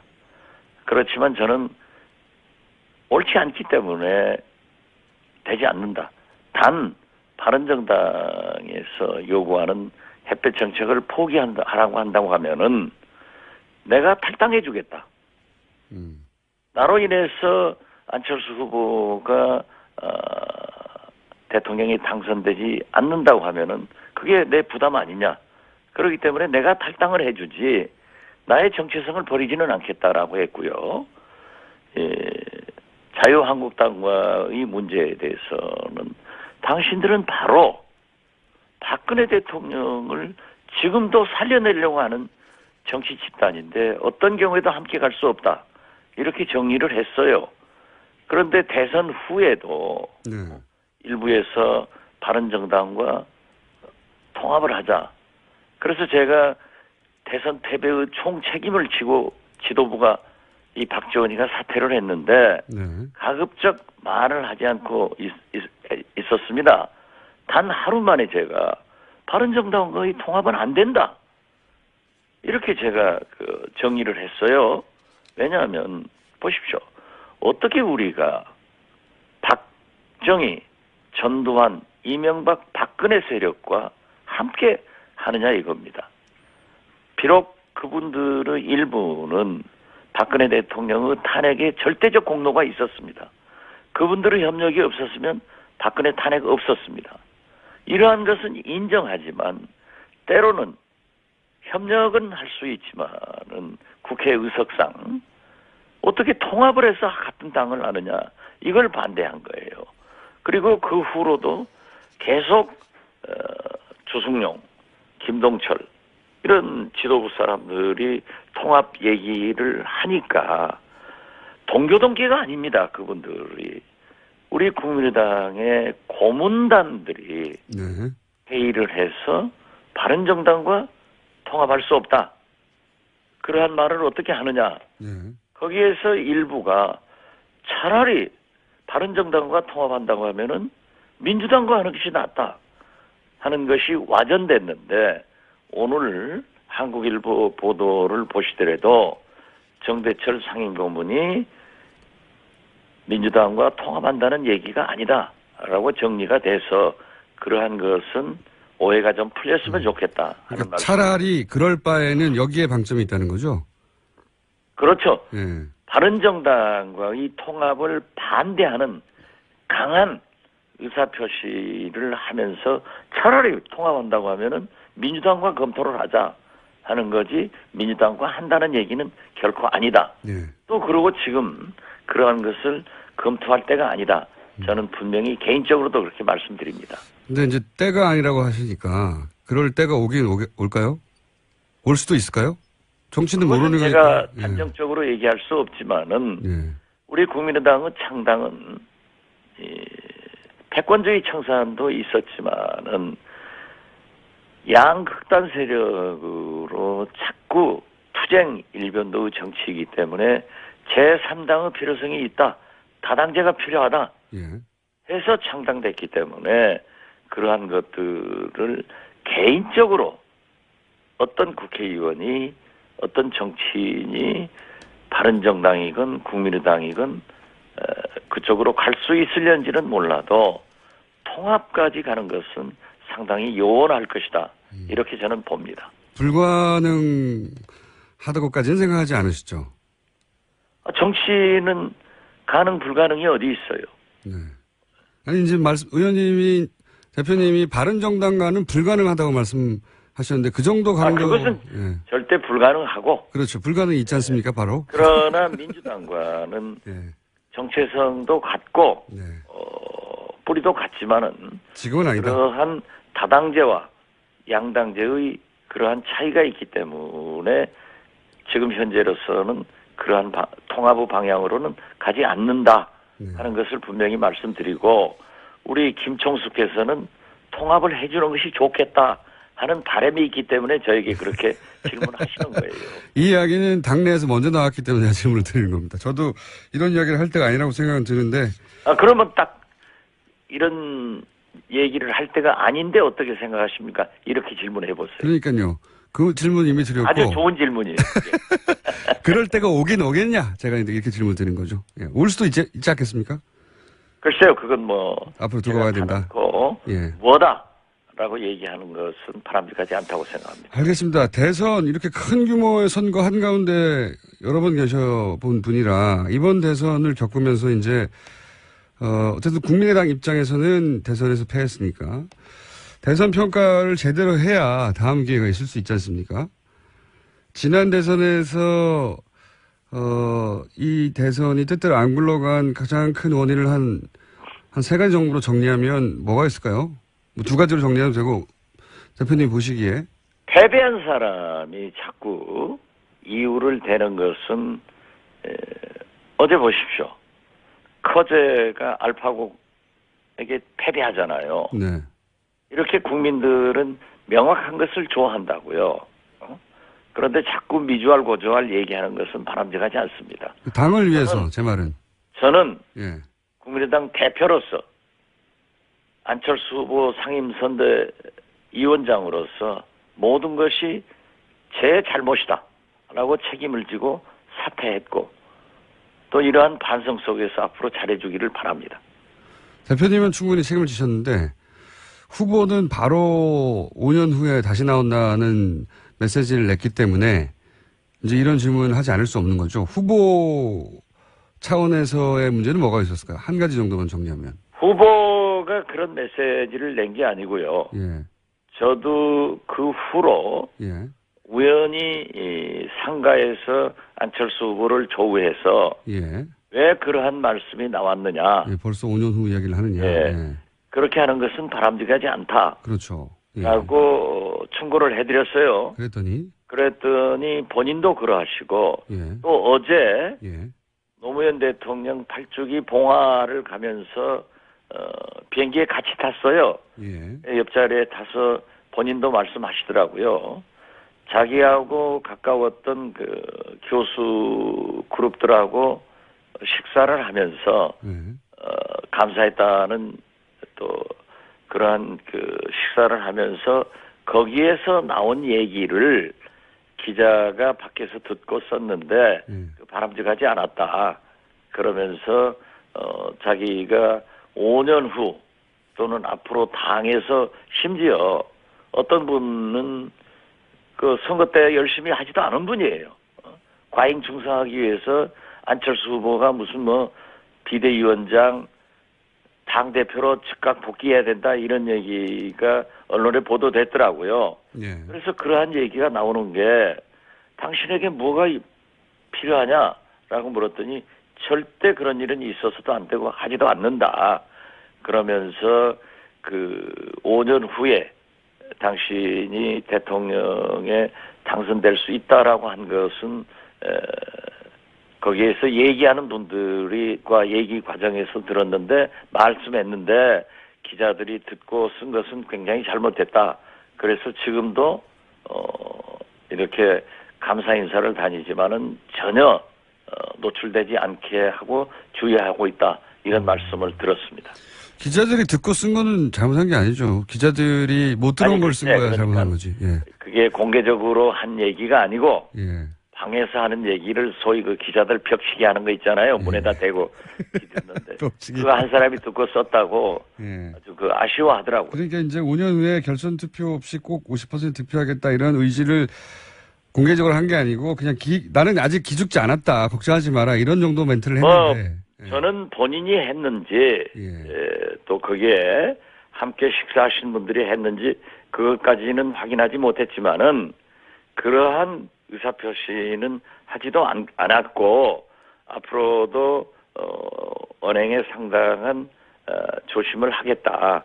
어떤 경우에도 뭐 당장에 우리 국민의당의 비상대책위원장이나 당대표로 나오는 그런 일은 절대 안 하겠다. 왜 그런 얘기가 나오는지 모르겠다 하고 오히려 아쉬워하더라니까요. 알겠습니다. 그 얘기는 충분히 이해했고요. 만약에 안철수 전 의원이 지금과 같은 정체성과 기조와 정치적인 방향성을 가지고 다시 한번 대권 도전을 한다면 그때도 안철수 전 의원을 도와주실 생각이십니까? 너무 앞서가는 얘기긴 한데 제 말은 여전히 너무 앞서가는 얘기라고 한데 그러지 말고 제 그런 말은 앞서가는 질문은 하지 마세요. 여전히 왜냐하면 좋은 정치인이라고 생각하시죠. 대통령이 당선돼서 오늘까지 딱 15일 됐어요. 예. 앞으로 5년이 남았는데 지금부터 뭐 대통령을 내가 나온다, 누가 나갈 것이다 하는 것은 예의도 아니고 또 그 준비하는 사람도 도둑질도 너무 급하죠. 도둑질도 너무 이제 15일 됐는데 그리고 잘하고 있는데 거기다 대고 뭘 얘기해요. 아니, 성공하는데 협력하겠다는 자세가 필요하죠. 그거는 충분히 이해했고요. 이미 아니 그러니까 그렇게 질문을 하지 마시라니까. 제가 궁금한 건 이런 거죠. 역시 안철수 의원은 좋은 정치인이고 내가 도와줄 가치가 있는 사람이다. 그래서 앞으로 저는 좋은 정치인이고 예. 제가 도와줘야 될 가치가 있는 사람이라고 하는 것은 변함이 없습니다. 알겠습니다. 그렇지만은 예. 사람인 이상, 정치인인 이상 100% 다 좋다. 이런 것은 있을 수 없고 많은 점을 고쳐 나가야 되고 개선해 나가야 된다. 그렇기 때문에 패배한 것 아니에요? 네. 저처럼 이렇게 똑 떨어지게 얘기하세요. 질문을 자꾸 안 되는 쪽으로 유도해가지고 해도 내가 안 넘어가요. 김종수를 내가 너무나 잘 알아. 서울시장 나오면 괜찮을까요? 안철수 의원이? 그건 뭐 전혀 생각해보지 않고 저도 그런 건 생각 안 해봤습니다. 대표님은 그럼 앞으로 어떻게 하십니까? 대표님은 농담 진담반으로 평양대사, 그러니까 대북 관계를 푸는 역할을 해보고 싶다는 거죠. 제가 평양대사 한다고 했다가 예, 큰일 났었죠, 한번. 바른정당, 자유한국당에 혼났는데요. 예. 그게 왜 나쁩니까? 제 말은, 그래요. 저도. 2011년, 예. 제가 주간 경영하고 인터뷰를 하면서 남북 관계가 개선돼서 북한 핵 문제가, 미사일 문제가 해결돼서 언젠가는 좋아져야 된다. 네. 그랬을 때 미국도 중국과 수교를 하면서 대표부, 우리도 일본과 수교하면서 대표부를 만들었었잖아요. 네. 그런 일을 한번 해보고 싶다. 저는 지금도 그 변함이 없습니다. 저도 지금 네. 트럼프 대통령도 대화 평화, 틸러슨 미 국무장관도 뭐 체제 전복하지 않고 대화하겠다. 예, 문재인 대통령도 문정인 특보도 좋은 얘기를 했고 정의용 안보실장도 그런 대화의 가능성을 얘기했는데 이때 김정은 위원장이 기회를 포착해야 돼요. 끝없이 저렇게 미사일 발사하고 핵실험 해가지고는 북한의 경제가 견딜 수 없어요. 그리고 이미 2000년 6.15 남북 정상회담 이후 우리가 볼 때 북한의 개혁 개방이 안 됐다라고 하지만은 그들이 볼 때는 엄청난 개혁 개방이 돼 있습니다. 거기에다 중국이 트럼프 시진핑 회담 후 어떻게 됐든 제재 조치에 지금 가시적으로 해나가고 있지 않습니까? 그러니까 이렇게 평화 무드가 있을 때, 대화 무드가 있을 때 김정은도 나와야 되고 북한 핵도 저는 폐기는 어려울 겁니다. 동결시키고 NPT에 가입해서 IAEA 조사받는 것이 좋지 저렇게 있어서는 안 돼요. 이때 저처럼 좋은 관계도 있고 또 사실 많이 알고 있고 한 사람이 평양대사 하면 좋잖아요. 그리고 제 말은 예. 평양대사라는 단어 자체야 뭐 여러 다른 말로 바뀔 수 있는데 대북 관계의 돌파구를 여는데 역할을 하고 싶으시고 할 만한 역량이 있다고 본인이 생각하시고 예. 그렇기 때문에 만약에 현 정부에서 그런 역할을 맡기신다면 기꺼이 하실 의향이 있느냐 이런 질문입니다. 그건 제가 대통령께서 하실 말씀이고 하실 생각을 제가 얘기하는 것은 바람직하지 않습니다. 그런 제안이 온다면요. 가정을 하는 거죠. 아니 안 왔는데 왜 그걸 왔다고 대답하라는 거예요. 이렇게 말씀하실 수는 있잖아요. 제안 좀 해달라고. 저는 그렇게까지 할 생각은 없어요. 그렇게까지 할 생각은 없어요. 예. 하지만 온다면 아니 안 왔는데 왜 자꾸 온다면하고 물어봐. 대표님 제가 고생하신 대선이라 이렇게 야박하게 못하겠네요. 네. 야박하게 하세요. 괜찮아요. 그러니까 제가 축하한다 하고 예. 우리 김총수 잘 되면은 나 좀 봐달라 하잖아요.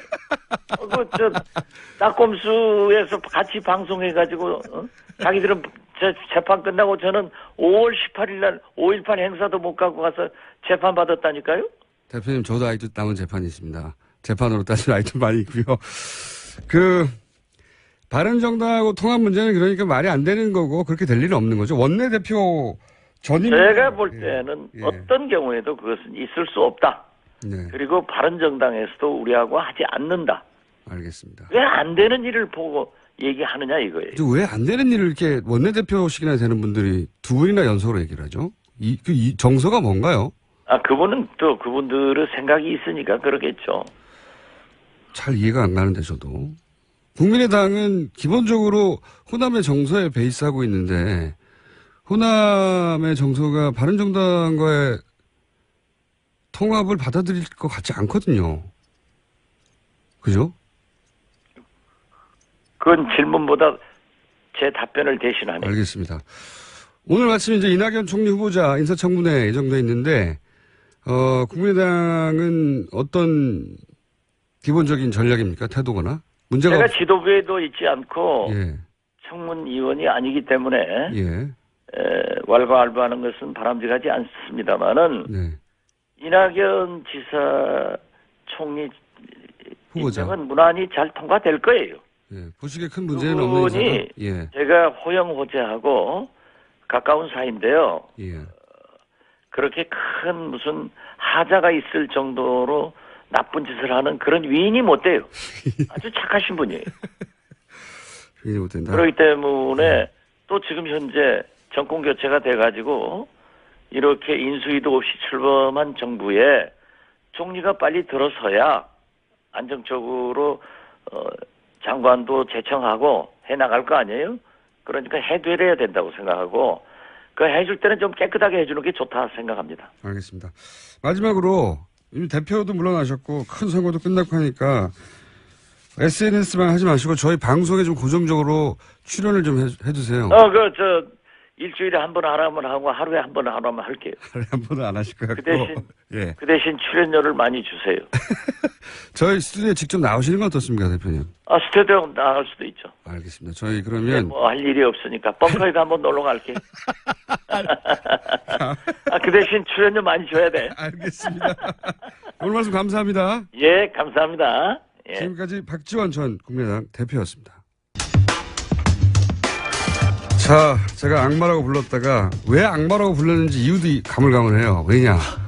진행자가 몇 명이 바뀌고 사장이 2명이 바뀌고 모든 사람이 바뀌는 사이 혼자만 계속 살아남은 악마와 같은. 오늘 시간 없는데 그런 얘기를 왜 해요? 그러다가 제가 이제 종편의 4대 천왕이다. 최다 출연이다. 하다가 지난 시간부터는 제가 종편의 원오브댐 패널에서 좀 격상됐다. 중요한 이슈를 메인 앵커 얘기할 때 나오는 패널로. 그래서 제가 이제 대망급으로 올라갔다고. 하고 나서 어제 방송을 그날 지난주 듣고 보니까 그렇게 크게 재미가 없어서 소망으로 제가 바꿨거든요. 한 사람의 직급을 그렇게 자주 바꿔야 되는 겁니까? 좀 발령을 한번 내면 좀 일관성을 가지고. 중마왕 정도는 하시고 오늘 끝나야 되는데. 근데 시간이 없다면서요, 오늘. 시간이 저희가 착각을 해가지고. 예. 오늘 시간이 없다고 나오지 말라고 했었어야 되는데 연락 안 해서 와버렸어요. 아침에 잠이나 푹 자게 내버려 두지, 그러면. 이게 뭐예요? 그래서 오신 김에 한 3분 정도만 짧게. 벌써 1분 지난 것 같은데? 그러니까 가능하면 짧게 얘기하게 하려고 제가. 원래 하려고 했던 이야기. 어제 재판 얘기를 해야죠. 아무래도 당연히. 이슈가 이슈니만큼. 근데 저는 어제 재판에서는 여러 뉴스가 나왔지만 가장 제 주목을 끌었던 건 유용화 변호사의 발언이었어요. 네. 그래서 이분이 과연 재판에 도움을 줄 것인가. 지금까지로 봐서는 기존에 탄핵 과정에서 보여줬던 그런 면면을 여전히 이어가지 않을까. 조금 전에 우리 했던 얘기 있잖아요. 탄핵을 성공시킨 가장 큰 기여를 한 게 유영하 변호사가 아니냐. 네, 그런 얘기가 많이 있었었죠. 예, 어제도 약간은 뉘앙스가 그랬어요. 왜냐하면 뭐 공범 관계, 최순실의 공범 관계를 상상으로 일어나는 거다. 공소장에 보면 언제 어떻게 어떤 식으로 공모를 했다는지가 안 나온다라는 얘기를 하는데 네. 그걸 어떻게 그럼 그렇게 하는 법이 있습니까, 대통령이? 어제 공소장에 나오는 건 그거예요. 대통령이 어느 정도 의중을 가지고 얘기를 했고 그걸 안종범이나 정호성 등이 실현을 했고 예. 그 아이디어를 최초로 발설한 것은 아마도 최순실일 것이다. 이런 식으로 추정을 할 수밖에 없거든요. 그렇죠. 정황을 가지고 합리적으로 추론을 하고. 그러니까 이른바 이제 법률용어로 공모 공동 정범이라고 하는데 예. 이게 역할만 나눠서 하게 되면 머리 역할하는 사람이 있고 손발 역할하는 그렇죠. 사람들이 있고 이런 사람들이 있으면 이게 다 공범이다라는 게 확립된 이론인데 예. 왜 변호사가 특히 검사 출신이 그런 얘기를 했는지가 저도 좀 이해가 잘 안 가요. 그 상상으로 했다고 하는 건데 어. 실제 그렇게 합리적 추론으로 하는 거예요. 원래 간접 증거를 가지고 네. 이런 식으로 이루어졌다고 하는 거고 또 어제 그런 얘기도 했죠. 만약에 이런 거 블랙리스트와 관련해서 만약에 박 전 대통령이 블랙리스트에 책임이 있다라고 한다면 살인자를 낳은 어머니 역시 살인범이다. 네. 이게 교과서에 나오는 형법 교과서에 나오는 네, 표현인데 네. 인과관계에 관한 표현이에요. 원인과 결과에 관한 사례로 드는 것이 너무 원인과 결과를 넓히게 되면 네. 너 때문에 모든 게 다 망했다. 이런 그렇죠. 식의 일이 될 수 있으니까. 저 살인자의 엄마까지 책임을 물어야 된다. 근데- 그래서는 안 된다고 하는. 근데 블랙리스트 사례죠. 관련해서는 이게 적절한 비유인지가 사실 좀 이상해요. 적절한 사례가 아니죠. 적절한 사례가 아닌데. 왜냐하면 본인 입으로 직접 말했으니까요. 그러니까 살인 교사를 한 거나 마찬가지죠. 그러니까요. 네. 블랙리스트와 관련해서 직접 이 영화 문제다. 시제 변호사님 이대로 시간 끝났어요. 진짜 뭡니까 이게 나 왜 부른 거야? 1분 정도만 마무리 시간을 급하게 드리겠습니다. 아니 이제 앞으로 이제 전면적으로 또 하나 있어요. 뭐 임기 내에 돈을 소진할 수 없다.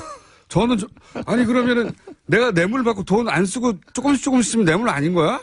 이런 거거든요. 그 592억 원이나 되다 보니까 이 네. 돈을 어떻게 다 쓸 수 있겠느냐라는 건데 이게 기본적으로 검찰이 기소한 건 박 전 대통령이 직접 받았다는 것도 아니잖아요. 애초에. 그렇죠. 그러니까 자기 네. 주머니에 챙긴 건 아니다.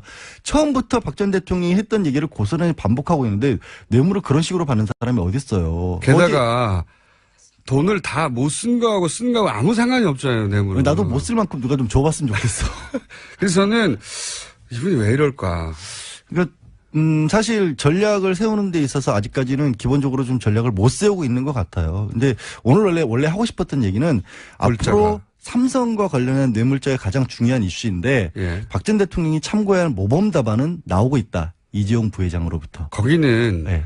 어마어마한 변호사들이 수십 명이 그러니까 그거를 붙었잖아요. 가장 참조하고 싶어 할 건데 그러면 검찰 입장에서는 박 전 대통령의 재판은 빨리 속도를 내고 오히려 이재용 부회장의 속도는 좀 늦추는 그런 방안을 취할 것이다 라는 얘기를 좀 하고 싶었는데 저기는 교과서적인 대응을 하고 있고 예. 여기는 이해 안 가는 대응을 하고 있거든요. 여전히. 공부가 아직 안 돼 있으니까 10만 페이지나 돼서 못 봤다고 그만하세요, 하니까. 이제. 네, 알겠습니다. 뭐야 이거. 다음부터는 미리 연락 주세요. 차라리 알겠습니다. 잠이나 좀 푹 잡시다. 아니 예. 오셨으니까 그래도 출연을 3분이라도 시켜드린 저희 제작진의 뭐 감사드려야 돼요. 그러면. 예. 오늘은 근데 짧은 시간에도 포인트를 탁탁 짚었기 때문에 네. 중마왕까지. 중마왕까지. 알겠습니다. 양지열 중마왕이었습니다. 감사합니다. 고맙습니다. 방송 중에 삐그덕거리는 잡음이 많이 들립니다. 의자를 좀 바꾸세요. 이건 의자의 문제가 아니고 말이죠. 제 체중의 문제입니다. 의자는 잘못이 없어요. 네. 제 체중을 버티다가 의자가 비명을 지르는 겁니다. 조국 수석이 어디가 잘생겼다고 김어준이 외모, 목소리, 말투 훨씬 낫다. 아이디가 심지어 퀸이에요. 퀸. 네. 제가 그럼 킹 되는 겁니까? 이분에게? 저는 그렇게 생각하죠. 당연히. 네. 투표 한번 해보겠습니다. 조만간. 네. 리얼미터 의뢰해가지고. 자, 이런 문자가 왔습니다. 뉴스공장 청출이 높은 것은 라디오를 켜라. 김보빈 아나운서의 역할이 아주 큽니다. 김보빈 아나운서는 5시부터 7시까지 제 뉴스공장 바로 앞에 라디오를 켜라를 진행하는 아나운서입니다. 재밌습니다. 저도 항상 운전해서 올 때마다 이 방송을 듣고 있는데 이 문자는 다만 김보빈 아나운서가 직접 보낸 것으로 제가 추정이 됩니다. 여기까지 하겠습니다. 자, 저희 제작진의 실수로 인해서 양지열 변호사가 사실은 그래도 5분 이상 했습니다. 네, 실제로는. 근데 이제 하도 처음부터 나가라고 그래가지고 시간이 더 짧게 느껴지는데 본인이 하고자 했던 핵심은 말하고 가셨고 대신 이분이 그 시간을 차지합니다. 과학 같은 소리 하네. 원종우 씨 나오셨습니다. 안녕하십니까. 예, 안녕하세요. 네. 오랜만입니다. 오랜만입니다. 대선은 끝났고 저희가 이제 대선 후보를 선별하는 네. 여러 가지 이제 개인적인 기준들, 그렇죠. 관상이라든가, 예, 비과학적인. 예, 다 짚어봤어요. 대충 맞은 것 같기도 하고요. 우연이겠지만. 그러니까 그때 묘하게 당시 지지율과 유사한 네. 그렇게 연상되는 결과들이 나와서 당황했었어요. 예, 맞으면 안 되는 건데. 예, 맞으면 안 되는 건데. 네. 근데 이제 그렇게 나왔는데 어떻게 해요? 안 부러질 수도 없고. 그런 거죠, 뭐. 예, 우연인 거죠, 우연. 우연. 자, 오늘 주제는 뭡니까? 네, 일단 지금 대선 끝나고 뭐 뉴스가 굉장히 많이 나왔는데 2주 동안 예. 가장 대중적인 것은 그 청와대 주요 인사들의 외모였던 것 같아요. 아직도 회자되고 있는. 근데 조국 수석 임명 때부터 시작돼 버린 거죠. 그게. 네, 그 방금 제가 말씀하신 걸 들었는데 예. 전혀 가당치 않은 말씀이시고요. 여론조사 해봐야 합니다. 아, 예, 뭐 그러시든가요. 마음만 아프실 거예요. 리얼미터에 내가 한번 조사를 해봤든지 해야지 진짜. 예. 그래서 게다가 당선 이후에 이상하게 더 잘생겨 보이는 문재인 대통령. 좀 그런 거 있지 않아요? 원래 그건 뭐 당선 효과죠. 예, 후광이 보인다는 말을 많이 하더라고요. 혹자는 그런 말도 합니다. 후보보다는 대통령이 어울리는구나. 그러니까요. 예, 이건 여의도에서 나온 얘기입니다. 굉장히 많이 느끼는 거고. 예. 그 다음에 조국 민정수석 같은 경우는 뭐 대학교 때 외모가 컴플렉스였다고 말을 해서 모든 남성들 지탄을 받고 또 있죠. 자유한국당에서 이렇게 성명을 냈잖아요, 직접. 자유한국당에서 성명해서 그거 좀 오바였고요. 디스하는 예. 모든 남성을 디스하는 그런 망언이었다라고. 그건 농담으로 할 얘기를 진짜 그러니까요. 정당에서 성명으로 내버리면 어떡하나요? 그 감각은 진짜 이상한 감각이었어요. 사실은 전 국민을 비하한 발언이기도 하고요. 우리가 문제 삼을 수 있는 부분입니다. 옛날에 제가 몇 년 전에 이 조국 민정수석을 한번 뵀는데 그때 배바지 입고 좀 촌스러웠어요. 좀 그런 얘기를 널리 퍼뜨려 주세요. 네, 지금 많이 나아지신 거고요. 근데 이제 저도 그 얘기를 들었는데 이런 변호도 있습니다. 배바지가 아니라 다리가 긴 것이다. 그 정도 다리를 길어봐라. 네. 그렇게 되는 거다. 라고 많은 여성들이 변호를 해주길래 네, 제가 뭐 참 그렇네요, 기분이.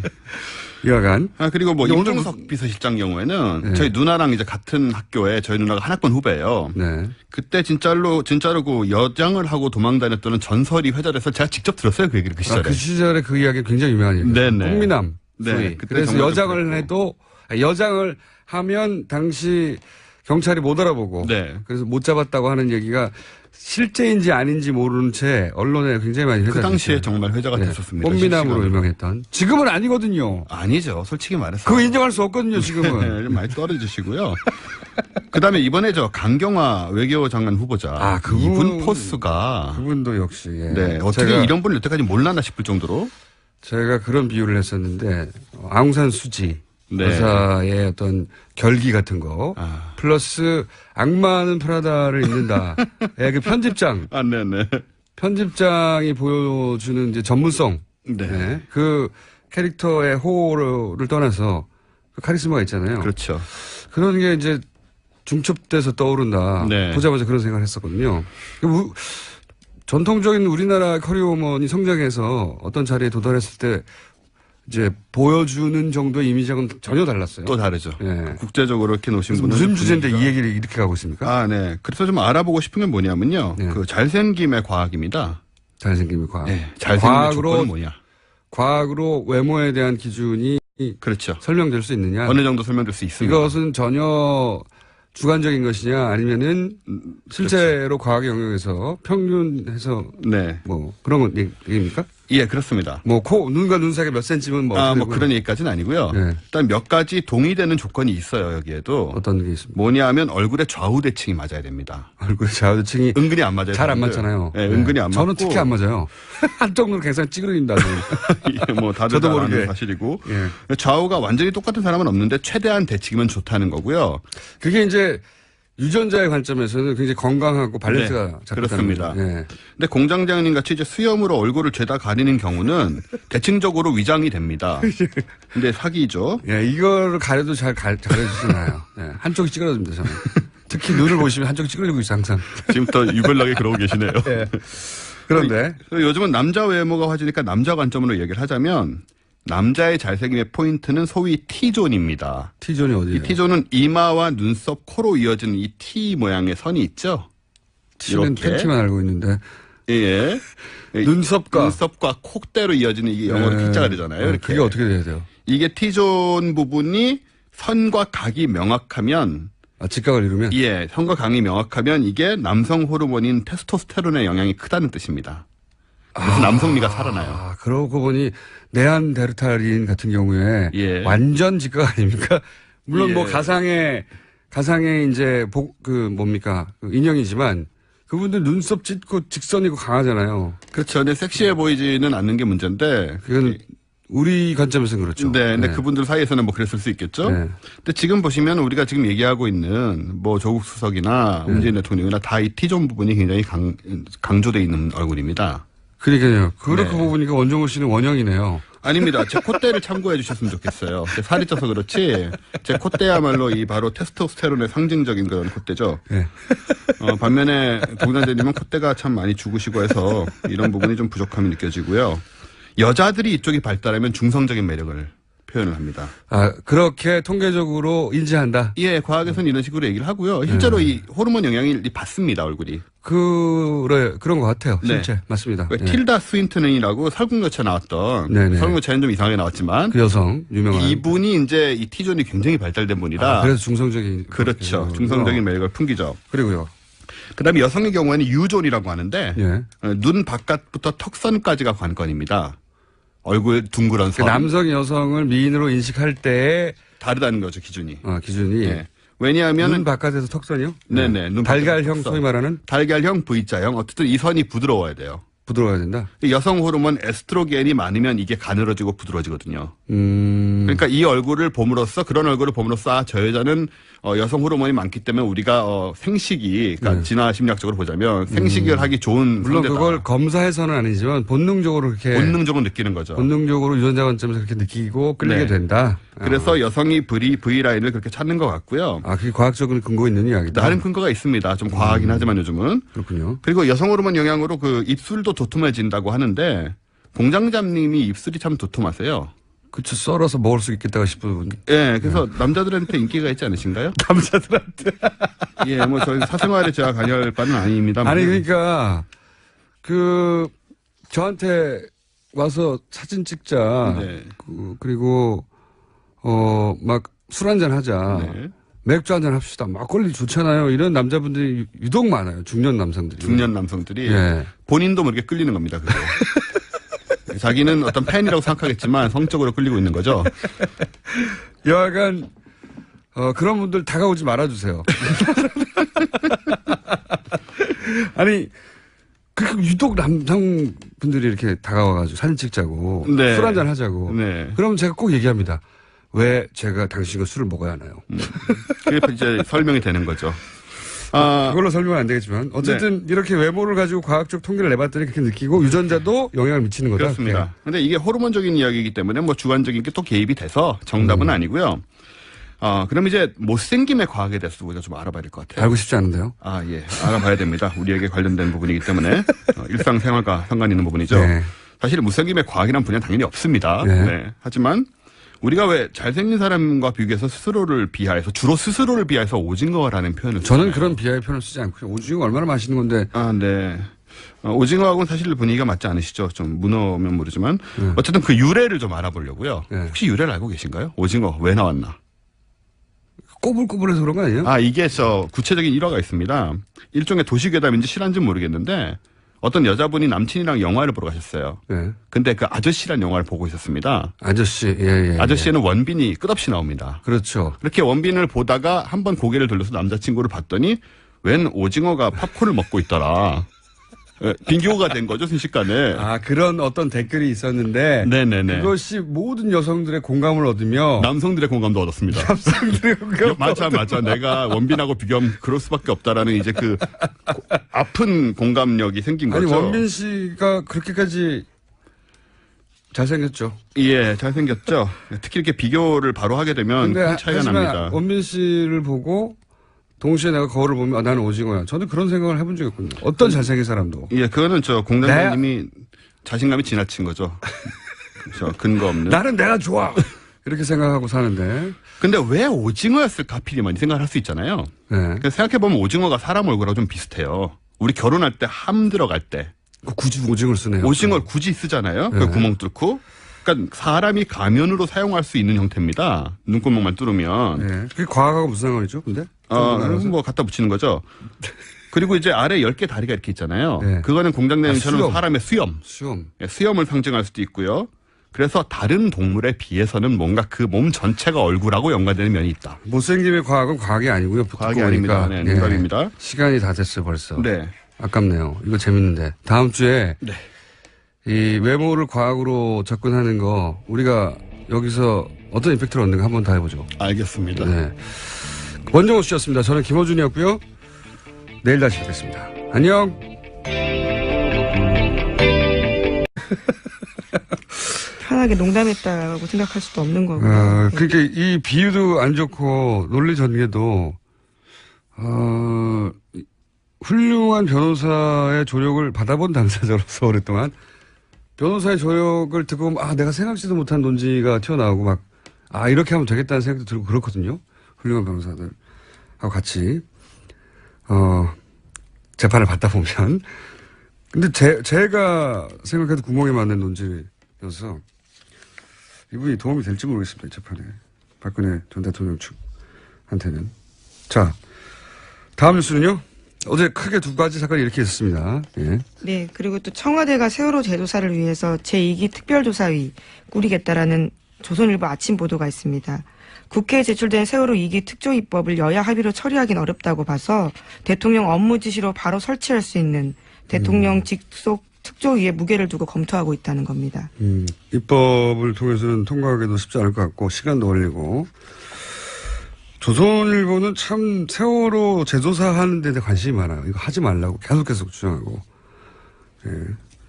특히나 관심이 많은데 대통령의 의지를 그만큼 보여주는 거죠.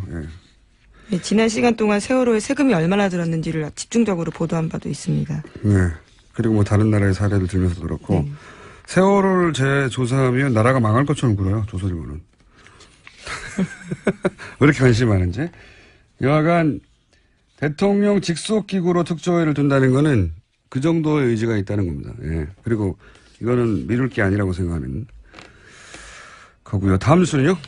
네, 감사원이 청와대가 4대강 사업에 대한 정책감사 지시를 발표했는데 당장 감사에 착수하기 어렵다라는 입장을 밝히고 있습니다. 그 이유로는 절차상 문제가 있다라는 건데요. 감사원 관계자는 감사원법과 규정에 감사 착수 요건이 정해져 있는 만큼 공식적인 절차를 기다려봐야 한다라고 밝혔습니다. 하지만 감사원은 이런 요청이 없어도 자체적으로 직권감사할 수 있거든요. 그렇기 때문에 감사원이 부정적 입장 아니냐라는 의심이 나오고 있습니다. 이건 감사원장이 박근혜 정부에서 임명한 사람이니까.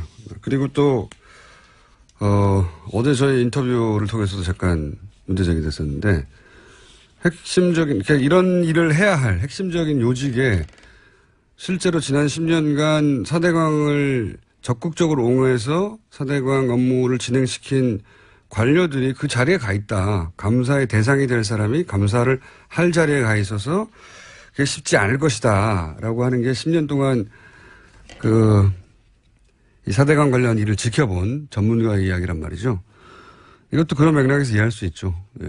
그리고 감사원 내에도 이명박 정부에서 임명한 사람도 있고, 그리고 박근혜 정부와 함께 일했던 사람들도 있고, 그리고 감사원 자체도 거꾸로 감사의 대상이 될 수도 있죠. 네, 왜냐하면 지난 감사를 3번이나 걸쳐서 했기 때문에 네. 그 부분에 대한 이야기도 나올 수 있습니다. 네. 그래서 실제로는 요청하지 않아도 할 수 있지만 대통령이 해야 한다고 하는데도 안 하겠다는 거죠, 지금. 예. 이런 일들이 일어나는 걸 보면 아직은 바뀐 건 대통령밖에 없어요. 예. 그리고 주요 장관들도 아직 결정도 안 됐고요. 오늘 청문회 하는 거죠? 예. 네, 오늘 내일 있습니다. 갈 길이 멉니다. 네. 이런 뉴스를 볼 때마다 느끼는 건데. 자, 근데 끝까지 안 한다고 버틸 수는 없을 테니까, 당연히. 네, 그냥 지금 뭉개고는 있는 건데 버티기는 쉽지 않습니다. 다음 뉴스는요? 총리 인준 얘기 나오겠죠? 네, 총리 인준 있습니다. 오늘 있습니다. 그런데 자유한국당 인사청문위원들이 이낙연 후보자가 청문회를 방해하고 있다고 주장하면서 국회 청문회 일정 논의에 참여하지 않겠다라는 계획입니다. 자진 사퇴 촉구하고. 보이콧을 하는 거죠, 말하자면. 원래 이제 정권 출범 초기에 가장 먼저 정권을 흔드는 방식이, 강요들, 예, 구성할 때, 이런 청문회 때 한두 명 낙마시켜가지고, 그래서 이제 대선 패배 후유증도 좀 달래고, 힘이 빠진 지지자들도 좀 결속시키고, 그렇게 하죠. 그렇게 하고. 근데 이번에는 그게 좀 제가 보기엔 어렵다고 보니까 보이콧 얘기하지만 청문위원이 총 13명인데 자유한국당이 5명밖에 안 되거든요. 전원 다 보이콧 해도 청문회는 그냥 정상적으로 열립니다. 그러니까 이런 주장들을 막 해야 되는데 상대 정당 혹은 이 후보에 대해서. 근데 이런 공격을 할 자리에 아무도 참석을 안 하면 그냥 통과되는 거예요. 안타깝게도 자유한국당 입장에서는. 그래서 보이콧 안 할 거라고 봅니다. 저는 보이콧 한다는 말을 하는 거죠. 네, 물론 표결 절차도 남아있긴 한데요. 과반 출석의 과반 표결이기 때문에 네. 현재 국회 지형상 그렇게 어렵진 않아 보입니다. 왜냐하면 바른정당이나 국민의당은 여하간 청문회 참여해서 이잖아요. 근데 이제 저는 수갑을 통해 마음을 드러내는구나. 왜냐하면은 이거 가리게 해주거든요. 네, 통상 이제까지 가리고 나왔습니다. 이번 국정농단 네. 사건 관련자들은요. 호송관들이 이게 이제 바뀌어가지고 과거에는 무조건 다 드러내야 되는데 요즘은 다 가리게 해줘요. 물어도 보고 가리겠냐고. 굳이 안 가리겠다고 한 거거든요. 그러니까 이번에는 다른 김기춘, 조윤선 이런 분들은 다 가리고 나왔잖아요. 여러 가지 네, 방식으로. 대비되는 모습입니다. 수건을 감든 뭐 이렇게 가리는 게 용도 있다고 해요. 조윤선 전 장관은 제 기억으로 옷으로 이렇게 옷으로 예. 갈았던 코트 것 같고. 같은 자켓으로요. 그렇게 해줘요. 원하는 대로 해주는데 그걸 굳이 안 하겠다고 한 거거든요. 그러니까 이게 여전히 모든 혐의를 전면적으로 부인하잖아요. 하나부터 끝까지 단 하나도 인정하지 않고 있는 거니까 본인 의식 속에 나는 죄가 없고 그래서 이렇게 오히려 부당하게 핍박받고 있다. 자, 이 수갑을 봐라. 그런 의식이 있는 것 같고 그걸 수갑을 통해 드러낸 것 같아요. 예. 봐, 내가 이렇게 수갑까지 찼다. 난 죄 없는데. 그런 마음인가 아닌가 여전히 수갑을 통해서 수갑을 일부러 드러냈네. 네, 선택한 거죠. 그 네. 모습을요. 다른 사람들은 안 그러거든요. 자, 최순실 씨는 바로 옆에 앉아 있었고 법정에서. 네, 같은 자리에 앉아 있었습니다. 최순실 씨가 자기 이야기를 좀 했는데요. 40년 동안 지켜본 박 전 대통령을 재판정에 나오게 한 자신이 죄인이다라고 말했습니다. 그러면서도 재판에서는 모든 혐의는 부인하고 있습니다. 그렇군요. 저는 또 한 사람 인상적인 분이 유영하 변호사였어요. 유영하 변호사가 변호인이니까 당연히 여러 가지 말들을 했습니다. 아직 법정 공방이 본격적으로 시작된 건 아닌데 기본적으로 이제 혐의들을 어떻게 대처나가고 논지를 어떻게 세웠는지를 볼 수 있는 말들을 여러 가지 했잖아요.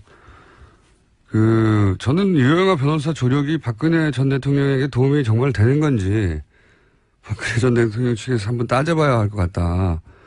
이런 생각을 한 게 오랜 기간 훌륭한 변호사의 조력을 제가 오래 받아봤지 않습니까?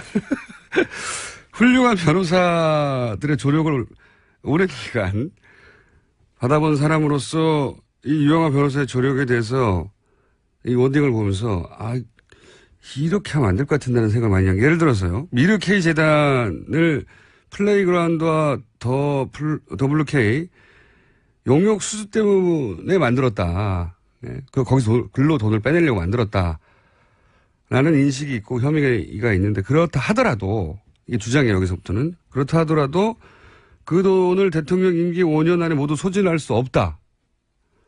그런데 그 말은 그래서 5년 안에 소진할 수 없는데 그러므로 뇌물죄로 볼 수 없다. 이렇게 이어진 논지 같은데 아니 누가 그 미르 K 재단 재산을 임기 내에 소진하려고 했다고 몰아친 적이 없잖아요. 일단. 네, 현재 주머니에 들어온 돈 한 푼도 없다 그 논리죠. 네, 그러니까 미르 K 재단을 만든 게 임기 2년 남겨놓고니까 5년 내에 소진될 수 없다는 건 사실관계도 맞지 않지만 이렇게 임기 내에 다 소진하려고 했지 이런 공격을 한 적이 없어요. 아무도 주장하지 않은 혐의를 스스로 씌운 다음에 스스로 벗고 막 그러는 거예요. 일단 이게 아무도 그런 주장 안 했는데 다른 변명을 하고 있는 거죠. 그렇죠. 네. 그리고 임기 중에 다 못 쓴다는 게 뇌물이 아니라는 무슨 반증이 안 되는 거거든요. 뇌물을 받아서 다 못 쓰면 뇌물이 안 된다는 법리가 있나요? 저는 이 논리가 너무 이상하고 저같이 법을 모르는 사람한테도. 그리고 이제 이런 것도 있어요. 블랙리스트에 대해서 대통령이 문제 있는 단체에 대해서 한마디 했다고 해서 한마디 했다고 하는 것까지는 부인 못하는 거죠. 블랙리스트 1년의 과정 전부를 책임을 묻는 거는 뭐라고 비유했냐면 살인범을 낳은 어머니에게 살인죄를 묻는 거다. 그러니까 어머니는 자식을 낳았을 뿐인데 그 자식이 나중에 살인범이 됐다고 해서 어머니한테 살인죄를 물을 수 있냐. 본인은 무릎을 친 비유인 것 같은데 저는 이 참 말이 안 된다고 생각하는 게 여기서 아마 살인범은 이제 김기춘 비서실장이나 또는 뭐 문체부들의 조윤선 장관이나 이런 그런 부하 직원을 의미하는 것 같죠. 예.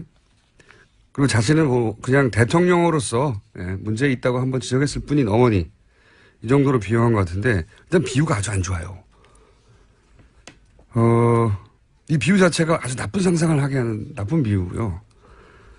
그리고 이렇게 비유를 들면 뭐 무슨 생각이 바로 드냐면 살인범을 낳기만 한 게 아니라 살인하라고 교사까지 한 엄마니까 더 나쁘게 상상이 되거든요. 네, 지시했다고 사실상 인정한 거죠. 문제단체에 대해서 말했다라고 한 거니까요. 그러니까요. 대통령의 네. 말이 지시지 그러면 뭐 따지겠다고 하는 거란 말이죠. 이렇게 되면 자유한국당이 보이콧을 하는 게 정치적 의미가 없어지는 거죠. 그냥 자기들만 없는 겁니다. 그래서 이게 입지가 굉장히 좁아진 상태다. 자유한국당이 청문회에 관한하는. 자, 제목 정도 읽을 수 있을 것 같습니다. 네, 어제 세월호에서 새로운 완전한 유해 발견됐다고 했는데 일반인으로 추정되는 이영숙 씨라고 어제 JTBC가 보도했습니다. 네, 계속 이 뉴스는 저희가 단신으로 전해드리는데 지금 이제 대통령 직속기구로 특조위도 나온다고 하고 저희도 좀 이 지금까지 나온 유해들 관련해서 좀 모아서 한 번에 따로 다루기로 하겠습니다. 여기까지 하겠습니다. 시사인의 김은지였습니다. 감사합니다. 자, 뺑뺑뺑 돌아서 이제 나라 걱정을 할 시간 여유가 생긴. 당도 걱정했다가 본인 스스로 걱정했다가 후보 걱정했다가 그죠? 이제 나라 걱정을 여유가 조금 생기셨죠, 당에도. 아, 그럼요. 네. 바른정당의 분위기가 뭐랄까요? 마치 대선 반쯤 이긴 당 같아요. 그렇지 않습니까? 하여튼 대선에서 하여튼 국민들께서 저희들한테 과분하게 사랑과 신뢰를 주셨다. 이게 저희들 생각이에요. 네, 민주당이야 분위기 좋은 게 너무 당연한 거기 챙겨놓고 보자면 다른 모든 정당 중에 바른정당에서 제일 긍정적인 뉴스. 가 많습니다. 네. 예. 으쌰으쌰 한다는 분위기. 예. 그리고 뭐 당이 막 젊어지려고 노력한다는 분위기. 예. 다른 당은 막 지금 싸우고 난리 났는데 그렇죠. 저희 당만 이렇게 일치단결해서 정말 잘해보자. 국민들이 주신 사랑을 우리가 어쨌든 갚아보자. 뭐 이거니까. 이게 이제 그래봐야 사위였거든요. 근데 처음부터 끝까지 내내 꼴찌할 거라고 생각하다가 막판에 대역전이죠, 사실. 대역전이 맞습니다. 네. 예. 이거 1% 2% 득표하는 거 아니야? 이 정도 수준의 고민을 하다가 대역전이라고 볼 수 있죠. 며칠 만에. 예, 단 며칠 만에. 네. 그러면서 국민들 관심도 높아졌고 잘한다는 응원도 생기고 네. 당신들이 합리적인 보수로 성장해줘야 되는 기대도 있고 뭐 젊은 층도 막 호응도 있고 신날 요소가 많아요, 그죠? 네, 그리고 또 더 감사한 것은 선거 끝나고 나서 다들 막 아쉬운 마음 그리고 다른 후보를 찍었는데 그건 너무 후회된다. 당신들 이 정도일 줄 알았으면 찍어주는 건데 하면서 막 이렇게 미안해 하시는 게 더 감사하죠. 그래서 신이 난 거가 느껴져요. 네. 바른정당에서는. 더 열심히 할게요. 자, 그러면은 몇 가지 오늘 이슈들이 있습니다. 이제 4대강 이야기도 좀 해야 되고, 그리고 노무현 추도식에 참석했던 뭐 이야기 잠깐 또 하고, 2주차예요, 2주차. 네. 참 2주인데 네. 오래된 것 같아요. 한 2년 된 것 같아요. 맞습니다. 네. 굉장히 오래된 것 같아요. 네. 2주차 평가도 한번 개인적인 관점에서 네. 개인적으로 이런 게 인상적이었다거나 지난 시간에 1주차 됐을 때 네. 그렇게 하셨잖아요. 겁날 정도로 잘하고 있다고. 근데 뭐 그때는 일주일이니까 2주면 좀 흥분도 좀 가라앉고 네? 조금 더 객관적으로 볼 수 있잖아요. 그래서 2주차에 개인적으로 보기에 가장 잘했던 것들. 전 또 여성이라서 특히 네. 그런지 과거 정부들은 보면은 여성 인사 배려한다 이런 굉장히 배려라는 말도 참 듣기에 거슬렸어요. 근데 그러면서 이제 주는 자리라는 거는 정해져 있었죠. 예. 여성부하고 예, 여성부. 사실 박근혜 여가부, 정부는 여성부 말고는 준 적이 없습니다. 딱 여가부만, 하나 예. 환경부 장관을 주셨지만 굉장히 말 많고 탈 많고 어떻게 보면 앞으로 여성들 진로에 걸림돌이 됐다라는 평가를 받는 오히려. 그런 게 하나 있었고 그거 말고는 뭐 힘 있는 자리를 주지 않았죠. 한마디로 예. 말해서. 예. 그런 상황이었었는데 지금 이번에는 보면은 청와대 수석 중에서 인사수석을 줬어요. 이거 막강한 자리입니다. 인사수석이라는 거는 이제 인사를 지면 다 지는 거잖아요. 인사가 막강한 많다고. 자리입니다. 가장 힘 있는 자리를 줬고 조용히 눈에 띄지 않지만 실제로 공직사회에서는 막강한 자리죠. 거기 다 줄 서죠. 네, 인사수석. 상당히 굉장히 놀랬어요. 그다음에 또 보면은 조현옥 인사수석. 예, 기억하셔야 외무장관- 됩니다. 예. 외무장관 자리를 줬잖아요. 예, 힘 있는 자리죠. 외무장관. 아니, 지금 외무장관 여성 처음 나왔는데 굉장히 힘 있는 자리를 줬고, 이제 물론 보훈처장도 사실 네. 그쪽에서는 힘이 있는 거죠. 그래서 굉장히 그런 부분이 저는 기대를 갖게 해요. 그래서 야, 숫자만 정말- 채운 게 아니라. 예, 정말 이 정부에서는 여성들이 상당히 길을 펴고 능력을 발휘할 수 있는 제대로 된 장이 펼쳐지겠구나 하는 그런 기대가 생기고. 저도 인사수석에 이렇게 맨 처음 발표한 인사인데 인사수석 여성이 가는 걸 보고 인사수석 여성이던 적이 있었나 생각해보니까 없었어요. 처음이에요. 네, 없었어요. 이건 크게 주목받지 않고 있는데 없었어요. 그리고 이제 제가 여성이라서 조금 여성 자랑을 밀었다고. 여기 이제 이 이야기를 근데 이 공식선상에서 했어요. 직접 잠깐 들어보겠습니다. 이번 일을 제가 겪으면서 참, 전국의 탈모인 여러분에게 심심한 위로와 동변상련의 정을 전하는 바입니다. 저는 이미 다시 나고 있습니다. 다시 한번 위로의 말씀드립니다. 탈모인들에게 이제 위로를 일단 보내고 나도 동병상련을 겪었다. 연대 이야기를 하는 거죠. 네, 하지만 난 다시 난다. 네. 메롱이죠, 메롱. 위로와 메롱. 네. 근데 저는 이게 굉장히 인상적이었던 게 뭐냐면 역대 최대 인원이 모였고 엄청 많이 모였더라고요, 실제로. 아버지 친구가 약속한다고 대통령이 돼서 처음 참석하고 이제 이게 마지막으로 참석한다고 하는 대단히 비장한 자리예요, 사실. 현직 대통령으로서 마지막이라는 거죠. 그 전국 생중계 되고 있고. 예. 여기서 탈모 유머를 던진 겁니다.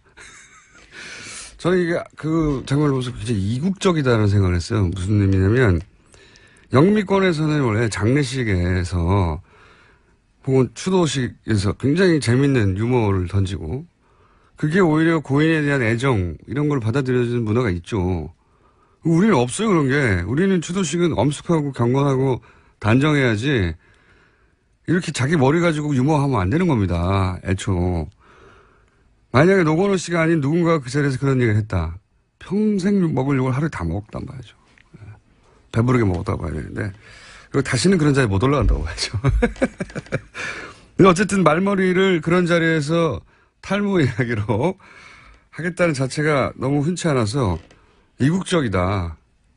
다른 나라가 별로 안 떠올라왔어요. 네, 여유도 좀 생긴 것 같고요. 과거 때를 비교해 보면요. 과거 이 발언이 한번 화제가 됐던 건 김무성 당시 새누리당 대표가 예. 왔을 때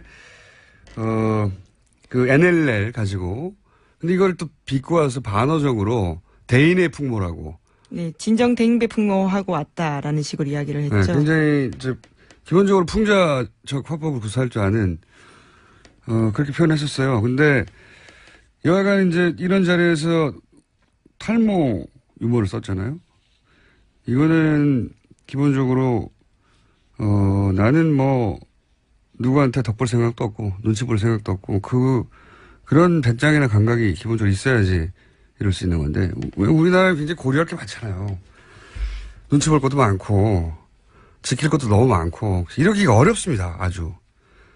그래서 이런 장면이 잘 안 나오는 거라서 저는 이국적이라고 생각했어요. 이국적이고 이런 거는 이제 저 같은 근본이 없는 뜬금없는 고백을 이렇게. 잡놈 이런 사람 좀 돼야지 이렇게 막 던지면서 사는 거거든요. 뭐 어때? 이러면서 웃기는 게 좋은 거잖아 라고. 그래서 한편으로는 같은 과인 것 같아서 반갑기도 하고요. 저는 개인적으로 만나본 적은 없습니다만. 또 한편으로는 아버지를 묘한 지점에 닮았어요. 노무현 대통령도 그 자리와 상관없이 자기 유머를 막 던져가지고 대통령 시절에 그까지 공격 많이 받았었죠. 예. 노무현 씨가 뭐 절대 정치를 하지 않을 것 같지만 해도 걸물이 될 것 같다는 생각이 혼자 정치를 한다는 얘기가 절대 아닙니다. 그런 얘기가 절대 아니고요. 저 혼자 그런 생각했다는 거죠. 혼자서 하여튼 좀 즐거웠습니다. 이런 거죠. 친노와 탈모의 만남? 다음 뉴스 전해 주십시오. 네, 다시 난다고 합니다. 본인 말로는요.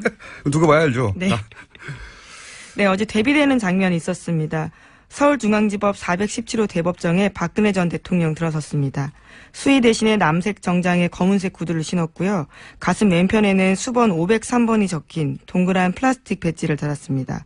수번 위에는 나대 불츠라고 쓰여 있었는데 나는 이번 사건 공범들을 표시하는 말이고 대는 대기업 뇌물, 불은 블랙리스트, 치는 동계스포츠 영재센터 등 이번 사건과 관련돼 있는 글자들을 압축한 뜻이라고 합니다. 혐의를 정한 거군요. 네.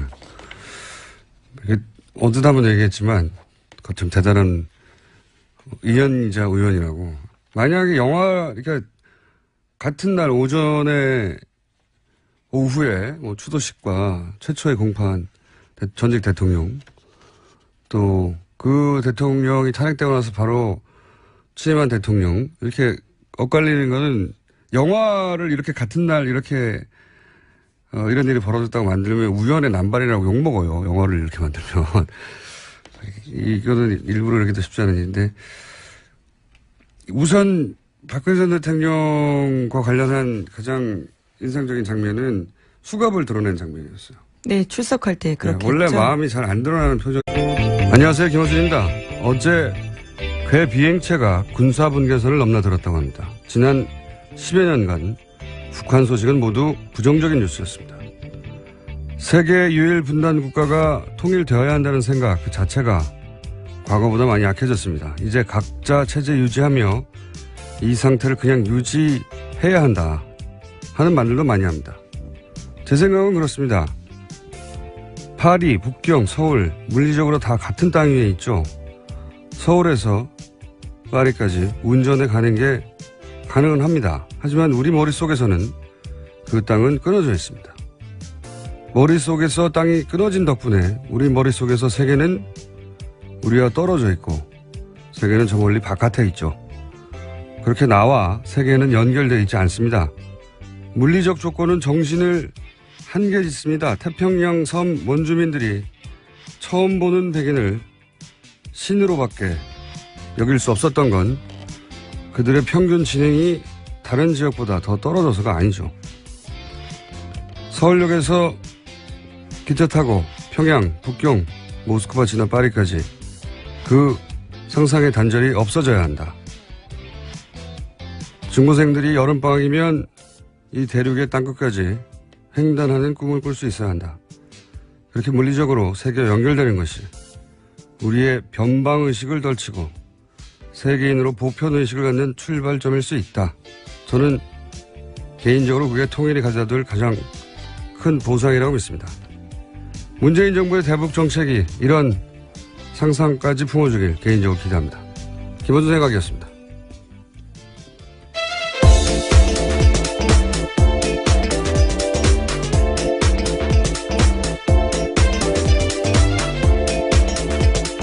시사인의 김은지입니다.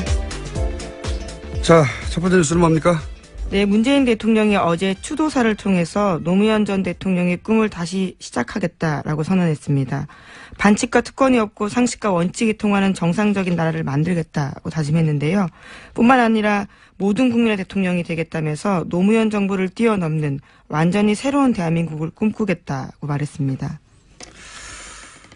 추도식에서 나왔던 이야기 중에 가장 많은 사람들이 인상적이었다고 하는 대목 저희가 직접 한번 들어보겠습니다.